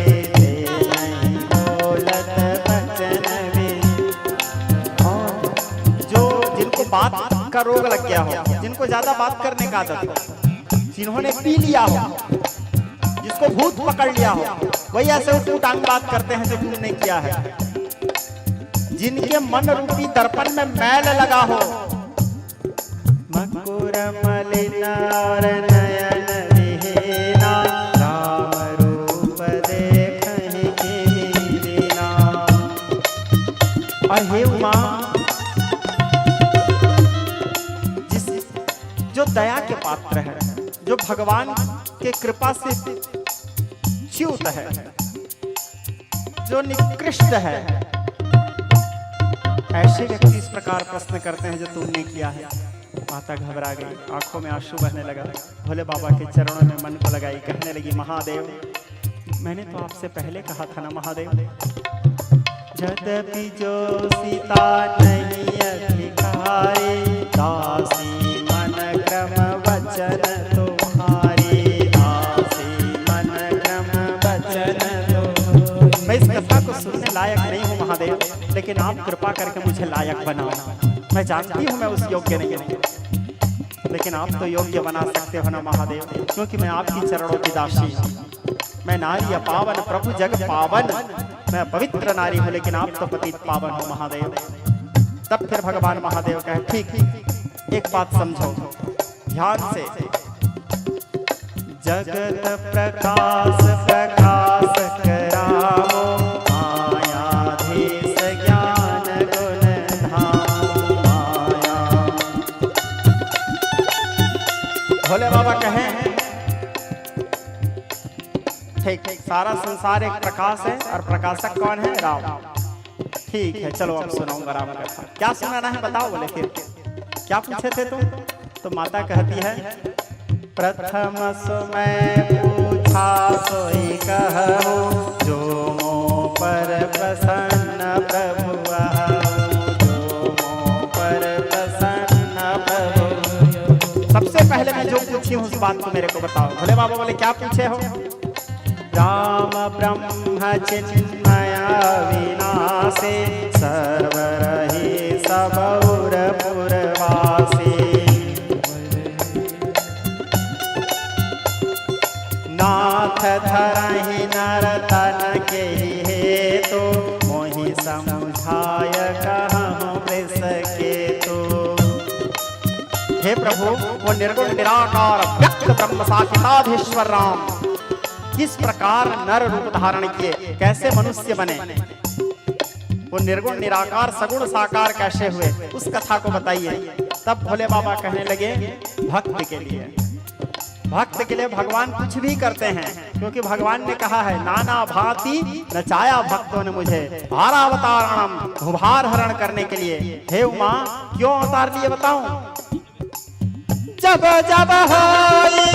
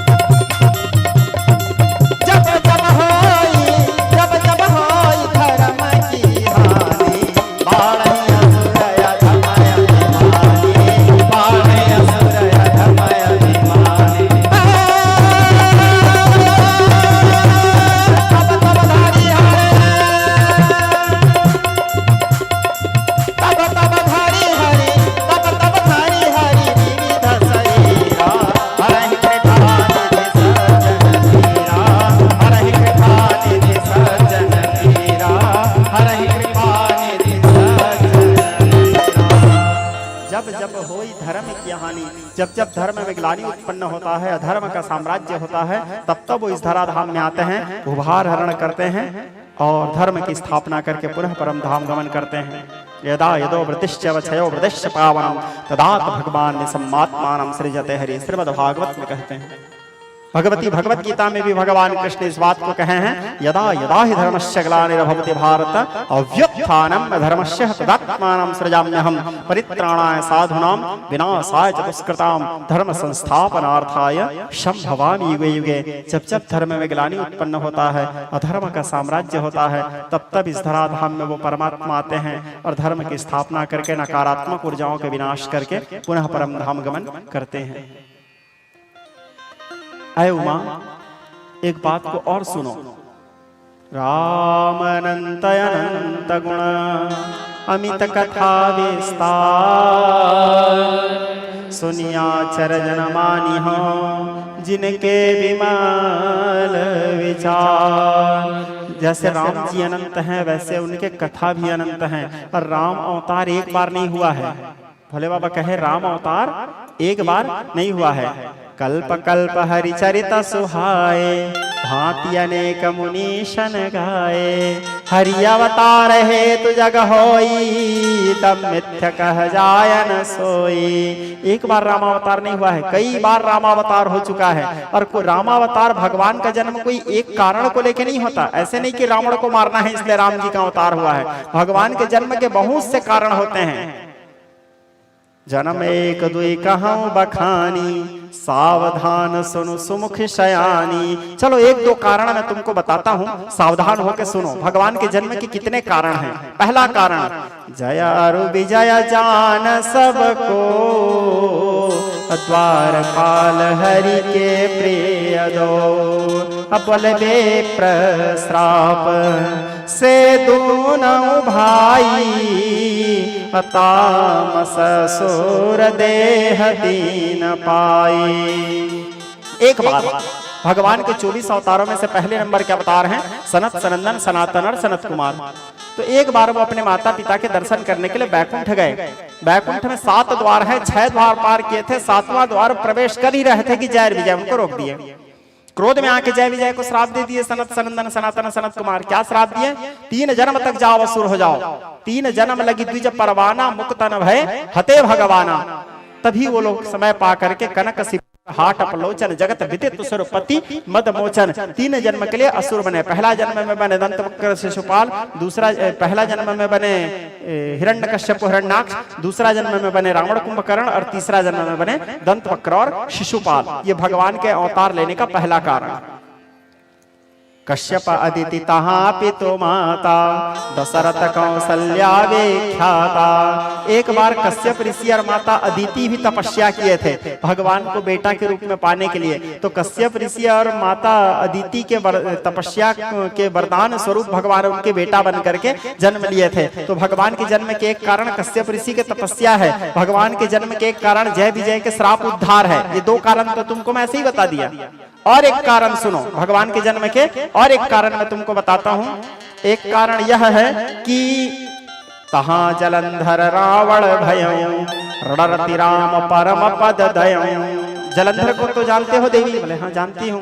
बोले जलंधर के पत्नी का नाम था सती वृंदा, अखंड पातिव्रता नारी थी। लेकिन जलंधर बड़ा दुष्ट था, शिवपुत्र था, वो भी बड़ा दुष्ट था। तो उसके साथ कोई युद्ध में जीत नहीं पाते थे क्योंकि उसकी पत्नी पातिव्रता थी। जिसके पत्नी पातिव्रता है उसको तो काल भी नहीं ले सकते, ऐसा हमारे सदग्रंथ कहते हैं, शास्त्र कहते हैं। दिव्य भागवत में भी कथा आता है, सत्यवान सावित्री की कथा आप लोग सुने हो। तो उस मारे नहीं जा रहे थे तो भगवान विष्णु फिर उसके साथ छल किए और छल करने के बाद फिर जलंधर मारे गए। तब सती वृंदा क्रोध करके श्राप दिए भगवान को। तो सती वृंदा के श्राप के कारण भी भगवान एक बार अवतार लिए। और वही जो जलंधर था, कहां जलंधर रावण भयं, रणरति राम परम पद दयं। वही जलंधर रावण बने। तो उस रावण के उद्धार के लिए एक बार भगवान आए, एक बार जलंधर वाला रावण के लिए आए, एक बार जय विजय वाला रावण के लिए आए, एक बार कश्यप अदिति के वरदान को पूरा करने के लिए आए। तो हरि अवतार हेतु जग होई, इदम मिथ्य कह जाय न सोई। राम जन्म के हेतु अनेका, परम विचित्र एक तेका। कोई एक कारण को लेकर भगवान जन्म लेते, बहुत कारण हैं। और एक बात बताऊंगा उमा, तो तुम तो सोच में पड़ जाओगे। माता बोली कि और क्या बात है? बोले नारद श्राप दिन नई कबारा, नारद श्राप दिन नहीं कबारा, जही लगे नाथ मनुजय अवतारा। एक बार नारद जी भी श्राप दे दिए थे भगवान को। नारायण जी को कौन श्राप दिए थे? नारद जी। तो नारद जी के श्राप के कारण भी एक बार भगवान मनुष्य के रूप में अवतरित हुए। माता पार्वती कंफ्यूज हो गई। माता पार्वती बोली एक बात मेरे को समझ नहीं आ रहा है प्रभु, नारद जी तो भगवान विष्णु के सबसे बड़े भक्त हैं, दिन भर नारायण नारायण करते हैं, आप लोग भी टीवी सीरियल में देखते हो बिना पकड़े के नारायण नारायण, तो वो भला नारायण को कैसे श्राप दिए? कापराध रमापति किन्हा, कारण कवन श्राप मुनि दिन्हा। नारद जी विष्णु जी को कब श्राप दिए, क्यों श्राप दिए, कैसे श्राप दिए, इस कथा को भी आप मेरे वास्ते बताइए। माता पार्वती पूछी। तब भोले बाबा कहे एक समय की बात है, नारद जी एक बार तपस्या करने के लिए गए, तपस्या करने लगे। अब नारद जी तपस्या करने लगे तो देवराज इंद्र, बड़े विचित्र है प्रवृत्ति उनका, कोई भी तपस्या करे तो इंद्र को लगता है कहीं मेरे कुर्सी में ना बैठ जाए, तो अपने कुर्सी बचाओ। ये भी एक बहुत बड़ा आंदोलन है? कुर्सी बचाने के लिए कुछ भी किया जा सकता है। अब ज्यादा नहीं बोलूंगा मैं, समझदार हो आप लोग। तो देवराज इंद्र अपने कुर्सी बचाने के लिए कुछ भी कर सकते हैं बेचारे। सुख हाड़ा लय भाग्य सठा स्वान निरख मृगराज, छीन लेहि जन जानी जड़ा, तेहि सुरपति हीन लाज। तो देवराज इंद्र क्या किए, नारद जी के तपस्या को भंग, हालांकि नारद जी वो इंद्र के कुर्सी में बैठने के लिए तपस्या नहीं कर रहे थे, वो तो भक्त हैं। भक्त क्या करेगा कुर्सी में बैठ के, क्योंकि भक्त सुचाह नहीं पद ब्रह्म चाह नहीं, सुर राज कहाँ वो चाह यही सुचि लोक यही, सिया राम के पाहन नेह लगाओ। भक्त तो सदैव भगवान के चरणों के सेवा चाहता है। अर्थन धर्म न काम रुचि गति न चाह निर्वाण, जन्म जन्म रति राम पद, भगवान के चरण चाहता है वो, केवल सेवा। तो विज्ञ स्नेही श्रोता समाज, देवराज इंद्र क्या किए, अग्नि देवता को भेजे, जाओ नारद को डिस्टर्ब करो। अग्नि देवता है, अग्नि बरसाए, नारद जी का तपस्या नहीं टूटा। वरुण देवता है, पानी गिराए, तपस्या नहीं टूटा। वायु देवता है, हवा चलाए, फिर भी तपस्या नहीं टूटा। उसके बाद वो अप्सरा लोगों को भेजे, नादिर धिन्ना करने। वो लोग सुंदर सुंदर युवती लोग आके नारद जी के चारों तरफ नाचे हैं, फिर भी नारद जी के तपस्या नहीं टूटा। आखिर कर देवराज इंद्र कामदेव को भेजे। कामदेव काम वर्धन करते हैं। ये वसंत महोत्सव जो होता है उसको रति कामदेव महोत्सव भी कहा जाता है, होली को, है ना। तो कामदेव अपने पत्नी रति को साथ में लेके आए, वसंत ऋतु का आह्वान किए और नारद जी के चारों ओर काम क्रीड़ा करने लगे, विचित्र काम का संचार किए। गोस्वामी तुलसीदास जी लिखते हैं, अगलावे लोग कहीं पुरुष माया पुरुष समय अगलामयम्, द्विदंड भरि ब्रह्मांड भीतर काम कृत कौतुकयम्। दो घड़ी के लिए तो कामदेव इतना विचित्र वहां पर काम का संचार किए, पूरे संसार में काम का संचार हो गया। संसार में जितने युवती लोग थे संसार को पुरुषमय देखने लगे, संसार में जितने पुरुष लोग थे संसार को नारीमय देखने लगे, और तो और जितने ऋषि मुनि संत महात्मा लोग थे जो संसार को ब्रह्ममय देखते थे वो भी संसार को नारीमय देखने लगे। फिर भी नारद जी को कोई फर्क नहीं पड़ा, जैसे बैठे हैं वैसे ही बैठे हैं। क्यों नारद जी को फर्क नहीं पड़ा? कारण तुलसीदास जी लिखते हैं, कारण क्या था? सीप की चाप सकै किमितासु, बड़ रखवार रमापति जासु। तुलसीदास जी कहते हैं जिसके रक्षा स्वयं त्रिलोकीनाथ नारायण कर रहे हैं, संसार मिलकर उसका बिगाड़ नहीं कर सकते, जिसके ऊपर नारायण का छत्र छाया है।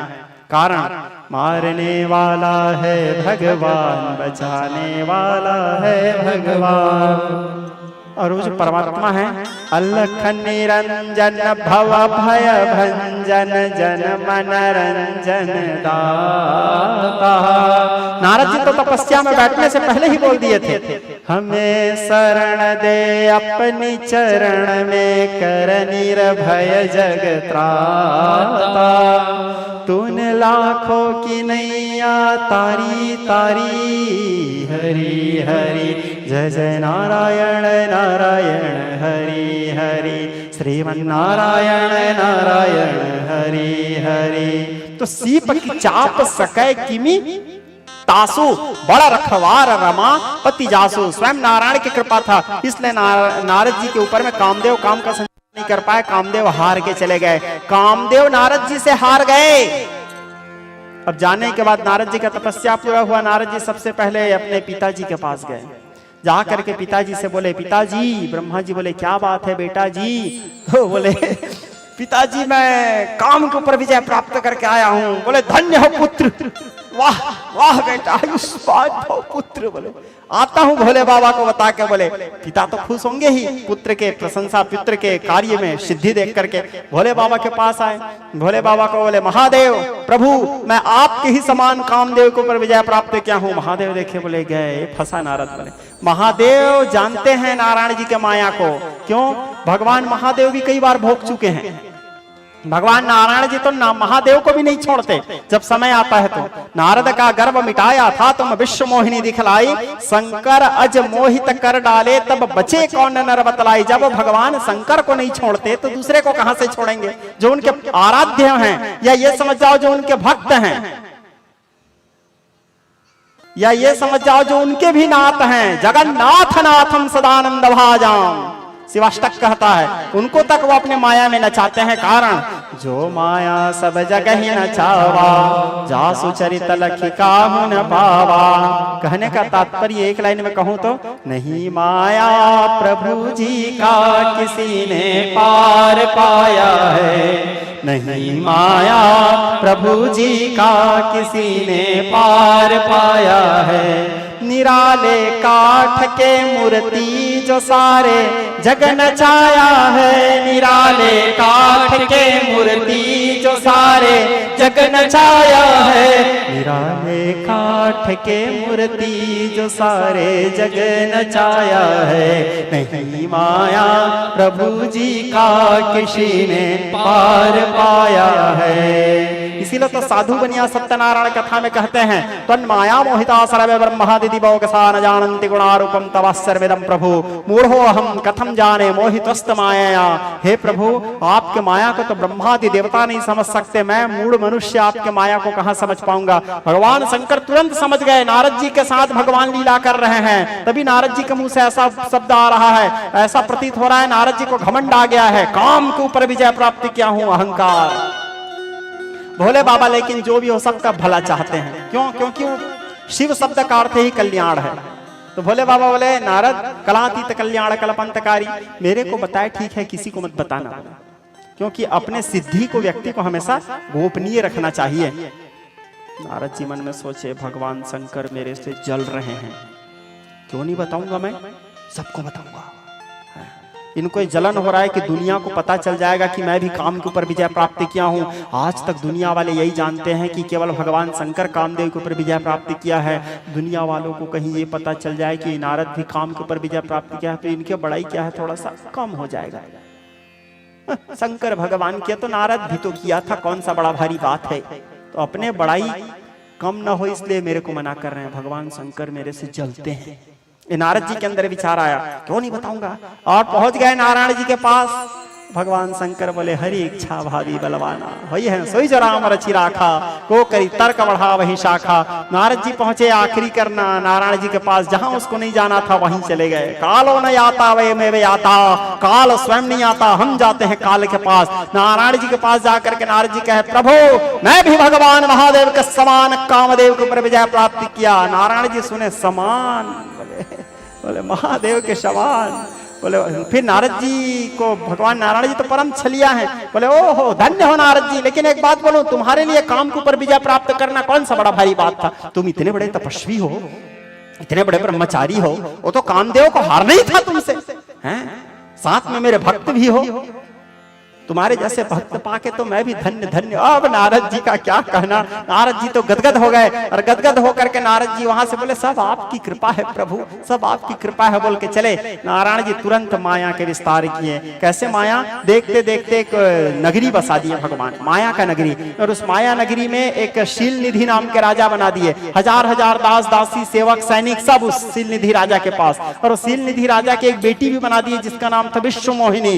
इतना सुंदर, इतना सुंदर, इतना सुंदर, इतना बिकट गा विचित्र सौंदर्य किसका? उस विश्व मोहिनी का, जो देखे वो कायल हो जाए। ओ मृगन जैसे चाल। तो नारद जी घूमते घूमते पहुंच गए कहां? सीलनिधि के नगरी। देखे वो विश्व मोहिनी, सीलनिधि राजा के पास गए। सीलनिधि राजा बड़ा आदर सम्मान के। नारद जी बोले आज तक मैं कभी तुमको देखा नहीं राजन, इधर से मैं गुजरा नहीं। बोले इधर से कभी आप आए नहीं होगे? बोले हाँ बैठो। नारद जी का सुंदर आदर सत्कार किए, आसन में बिठाए। उसके बाद सीलनिधि राजा बोले नारद जी आप तो त्रिकालदर्शी हैं। बोले हाँ हाँ वो तो हम हैं। बोले तो मेरी एक बेटी है, उसका थोड़ा हाथ देख दो ना। बताओ मेरे बेटी का शादी वादी नहीं लग रहा है, कब लगेगा, कहाँ लगेगा, कैसे जगह लगेगा? नारद जी बोले बुलाओ बताते हैं। बोले अब वो अपने बेटी को बुलाए। अब उसके बेटी आई। कंकण किंकुणिनो पूरा ध्वनि सुनी। जब आई उसके पायल छम छम आवाज आने लगा। नारद जी के ध्यान भटकने लगा।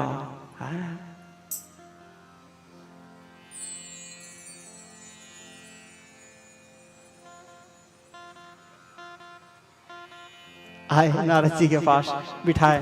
नारद जी कभी आंख उठा के नारियों को देखते भी नहीं थे, इतने बड़े ब्रह्मचारी थे। नारायण जी की कृपा भी था उसके ऊपर। उसके शरीर से सुंदर मंद मंद सुगंध आने लगा। नारद जी उसके हाथ को देखे, हाथ को देखते ही मंत्रमुग्ध हो गए। नारद जी का इच्छा हुआ एक बार चेहरा देख लो। नारद जी उसके चेहरा देखे, देखते ही रह गए। उनके पिताजी बोले नारद जी इनके हाथ देखो ना। बोले हम हाथ देखने वाले बाबा नहीं हैं, हम शकल देख के बताते हैं। बोले बोले ठीक है। बोले बताओ क्या होगा? बोले इनका जो पति होगा तूरा तमूरा पकड़ने वाला होगा, दिन भर नारायण नारायण करने वाला होगा। आज तक वो ब्रह्मचारी है, इसी के लिए ब्रह्मचारी है आज तक। वो पूरा अपने बारे में बताने लगे। अब नारद जी बोले ठीक है इसका विवाह जल्दी हो जाएगा, स्वयंवर करो। बोले और नारद जी वहां से दौड़े दौड़े भागे भागे गए भगवान विष्णु के पास, जाके कहे प्रभु। भगवान विष्णु बोले क्या बात है नारद जी? बोले प्रभु इस संसार में सबसे सुंदर आप हो। संसार में पुरुषों में सबसे सुंदर पुरुष कौन है? पुरुषोत्तम भगवान नारायण जी। नारायण जी के समान सुंदर पुरुष कोई नहीं। और स्त्रियों में सबसे सुंदर कौन है? माता पार्वती। पार्वती के समान सुंदरी कोई नहीं। तो नारायण जी से कहे कि प्रभु एक दिन के लिए आप अपने चेहरा मेरे को दे दो ना। बोले नारायण जी बोले क्यों? बोले बस प्रभु। बोले क्यों? जही विधि हो नाथ हित मोरा, करहु सुबेगी दास मैं तोरा। आप तो मन के बात को जानते हो प्रभु, मैं कैसे बोलूं प्रभु मन के बात को, आप समझ जाओ। और जिस प्रकार मेरा हित हो आप वही काम करो। नारायण जी बोले तुम हित के बात करते हो नारद जी? जही विधि हो या परम हिता, जाओ मैं तुम्हारा परम हित करता हूँ। बोले तुम तो हित बोल रहे हो, मैं तुम्हारा परम हित करता हूँ। और नारायण जी नारद जी को बंदर का मुंह दे दिए। पहले तो ठीक थे भी था, अब वो बंदर बना दिया भगवान उसको। अब नारद जी को फुल कॉन्फिडेंस, मेरे चेहरा तो नारायण जी जैसा दिख रहा है। वो थोड़ी जान रहा है बंदर जैसा दिख रहा है बोल के। पहुंच गए स्वयंवर में। अब वो विश्व मोहिनी सुंदर हाथ में माला लेकर के चली स्वयंवर में। बड़े बड़े राजा महाराजा लोग बैठे थे। नारद जी भी लाइन में बैठ गए। अब वो देखती थी, जो पसंद नहीं आता था रिजेक्ट आगे बढ़ती थी। जिसके गले में पहना है वही पति, फिर पसंद। अब नारद जी के पास गई, नारद जी को देखी भी नहीं। नारद जी का दिमाग खराब। बोले अरे नारद जी को तो यही लग रहा है सबसे सुंदर मैं हूँ, मेरे को क्यों नहीं देख रही है? शायद हो ना हो मैं दब गया होऊंगा। तो नारद जी आवाज देते थे ताकि उसका नजर पड़े। हैं फिर भी वो नहीं देखी। तो नारद जी फिर भी नहीं देखी। नारद जी खड़े हो गए, अब तो देखेगी बोल के। फिर भी नारद जी को नहीं देखी, इग्नोर की। उसी समय नारायण जी वहां पर प्रकट हुए। शशंक चक्रम सकरीत कुंडलम सरशीर वक्षणम सहार वक्षस्थल कस्तुभम नमामि विष्णु शिरसा चतुर्भुजम। जैसे नारायण जी को देखी विश्व मोहिनी गई, नारायण जी के गले में वरमाला डाली। नारद जी बोले आहा,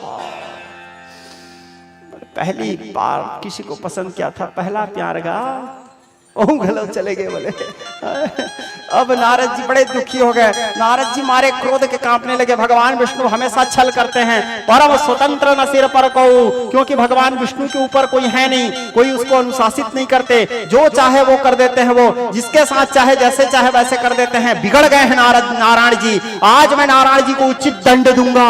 नारद जी क्रोध में ये तक भूल गए कि वो बोल क्या रहे हैं, अपने बाप के बारे में बोल रहे हैं। The government of all universe, supreme power, Lord Narayan Shri Jagannath, उनके लिए बोल रहे हैं नारद जी। भूल गए। अब इसी बीच में नारद जी तो गुस्से में थे ही। अब उस स्वयंवर में दो जने शिवगण थे। शिवगण तो ऐसे ही बदमाश होते हैं, कूद कूद के नाचने लगे। वो लोग नाचने लगे तो नारद जी देखे, बोले तुम लोग क्यों हंसते हो? तो शिवगण बोले एक बार अपने शकल तो देखो नारद जी। बोले नारद जी आए, पानी में अपने शकल देखे, नारद जी को बंदर का चेहरा दिखा। अब नारद जी मारे क्रोध के कांप गए, मेरे लिए इतना बड़ा मजाक, मेरे साथ ही जीवन भर मैं उसका गुणानुवाद किया, जीवन भर भक्ति किया, जीवन भर मैं उनके लिए नारायण नारायण जाप किया, पर मेरे साथ ही गलत कर दिए वो। बोले आज मैं नहीं छोड़ूंगा, दई हो श्राप की मरी हो जाई, जगत मोर उपहास कराई, जाके श्राप दे दूं या तो मैं आत्महत्या करके मर जाऊं, संसार में मेरी निंदा करवाए हैं। इस प्रकार सोच के नारद जी मारे क्रोध के जा रहे हैं। कहा नारायण जी के पास, जप तप भजन न हो यते ही काला, के ही विधि मिले कवन विधि वाला, जाते जाते बीच ही पंथ मिले धनुजारी। अचानक बीच में नारद जी को मिल गए, कौन? नारायण जी। और नारायण जी मिले तो साथ में कौन थे? संग रमा सोई राजकुमारी। एक तरफ महालक्ष्मी और एक तरफ वही विश्व मोहिनी। दोनों को देखे नारद जी। अब नारद जी को अपने सामने आए देख करके विश्व मोहिनी को और थोड़े अपने तरफ खींच ले। नारद जी बोले करेजा जरगेगा, दूसरे के हाथ में देख के उसको नारद जी बोले आप बिगड़ गए हो प्रभु, आपको मैं श्राप देता हूं, जैसे आज नारी के लिए मैं तड़प रहा हूं वैसे एक दिन नारी के लिए आप तड़पोगे। आज जैसे आप मेरे को बंदर का चेहरा दिए हो, एक दिन यही बंदर चेहरा वाले लोग आपके काम आएंगे। नारद जी श्राप दिए। भगवान बोले तथास्तु नारद जी, तुम्हारा श्राप सिद्ध हो। आशीर्वाद देने के बाद नारायण जी अपने माया को दूर किए। जैसे माया को दूर किए, जब हरि माया दूर निकारे, जब हरि माया दूर निकारे, न तहर मान राजकुमारी। जैसे भगवान अपने माया को दूर किए, ना तो वहां कोई लक्ष्मी है ना तो कोई विश्व मोहिनी है। नारद जी समझ गए, अरे मैं तो फंस गया, ये भगवान का माया था। बोले प्रभु मृषा हो मम श्राप कृपाला, मेरा श्राप झूठा हो जाए प्रभु। भगवान नारायण बोले मम इच्छा कह दीन दयाला, तुम अपनी इच्छा से मेरे को श्राप नहीं दिया हो नारद जी, ये मेरी ही इच्छा था, मेरे अवतार का एक कारण था ये। तो बोले लेकिन मैं तो आपको श्राप दिया हूं तो मेरा छाती जल रहा है प्रभु, मैं इसको कैसे शांति पाऊं। तो भगवान नारायण बोले जपहु जाओ शंकर सतनामा, जा करके भोले बाबा के लिंग स्थापना जहां हुआ है शिव क्षेत्रों का भ्रमण करो और भोले बाबा के नाम का जाप करो। भोले बाबा के नाम जाप से तुम्हारे मन को शांति मिलेगा। तब फिर नारद जी गए और जाकर के मानसरोवर यात्रा किए, 12 ज्योतिर्लिंग का भ्रमण किए और एकांत में बैठ करके भगवान महादेव के स्मरण करने लगे। तब फिर नारद जी के मन को शांति मिला। शांति मिलने के बाद फिर नारद जी भगवान नारायण के गुणानुवाद गान करते हुए अपने आगे भक्ति करते हुए समय व्यतीत करने लगे। तो ये नारद जी को एक श्राप, नारद जी का श्राप था नारायण जी के ऊपर। तो माँ भोले बाबा कथा बताते हुए कहे देवी एक बार के भगवान के अवतार का ये कारण ये भी है, नारद श्राप दिन नहीं के 12 जही लगी नाथ मनुज अवतारा। अभी तक आपको मैं कितने कारण बताया? कश्यप अदिति माता पिता बनना था एक कारण, दूसरा कारण तहां जलंधर रावण भयं, तीसरा कारण जय विजय जान सबको, 3 कारण हो गया। चौथा कारण नारद श्राप दिन्नी के 12, ये चौथा कारण। और ये शिवगण को भी नारद जी श्राप दिए थे कि तुम लोग मेरे हंसी उड़ा रहे हो, जाओ निशाचर हो जाओ। तो वो दोनों शिवगण भी समय पा करके रावण कुंभकर्ण बने। तो इनके उद्धार के लिए भी एक बार भगवान आए। तो राम जन्म के हेतु अनेका परम विचित्र एक ते का एक से कारण है भगवान के जन्म लेने का। इस सारे कथा को याज्ञवल्क्य जी भरद्वाज जी को सुनाए। याज्ञवल्क्य जी भरद्वाज जी से कहे हे भरद्वाज जी, आज मैंने तुम्हारे वास्ते यहाँ तक की कथा कहा, आगे तुम्हारे क्या सुनने की इच्छा है। जय जय श्रीमद् रामचरितमानस सकल कलमल विध्वंसे द्वितीय दिवस विश्राम। नमः पार्वती पतये हर हर हर महादेव शंभो।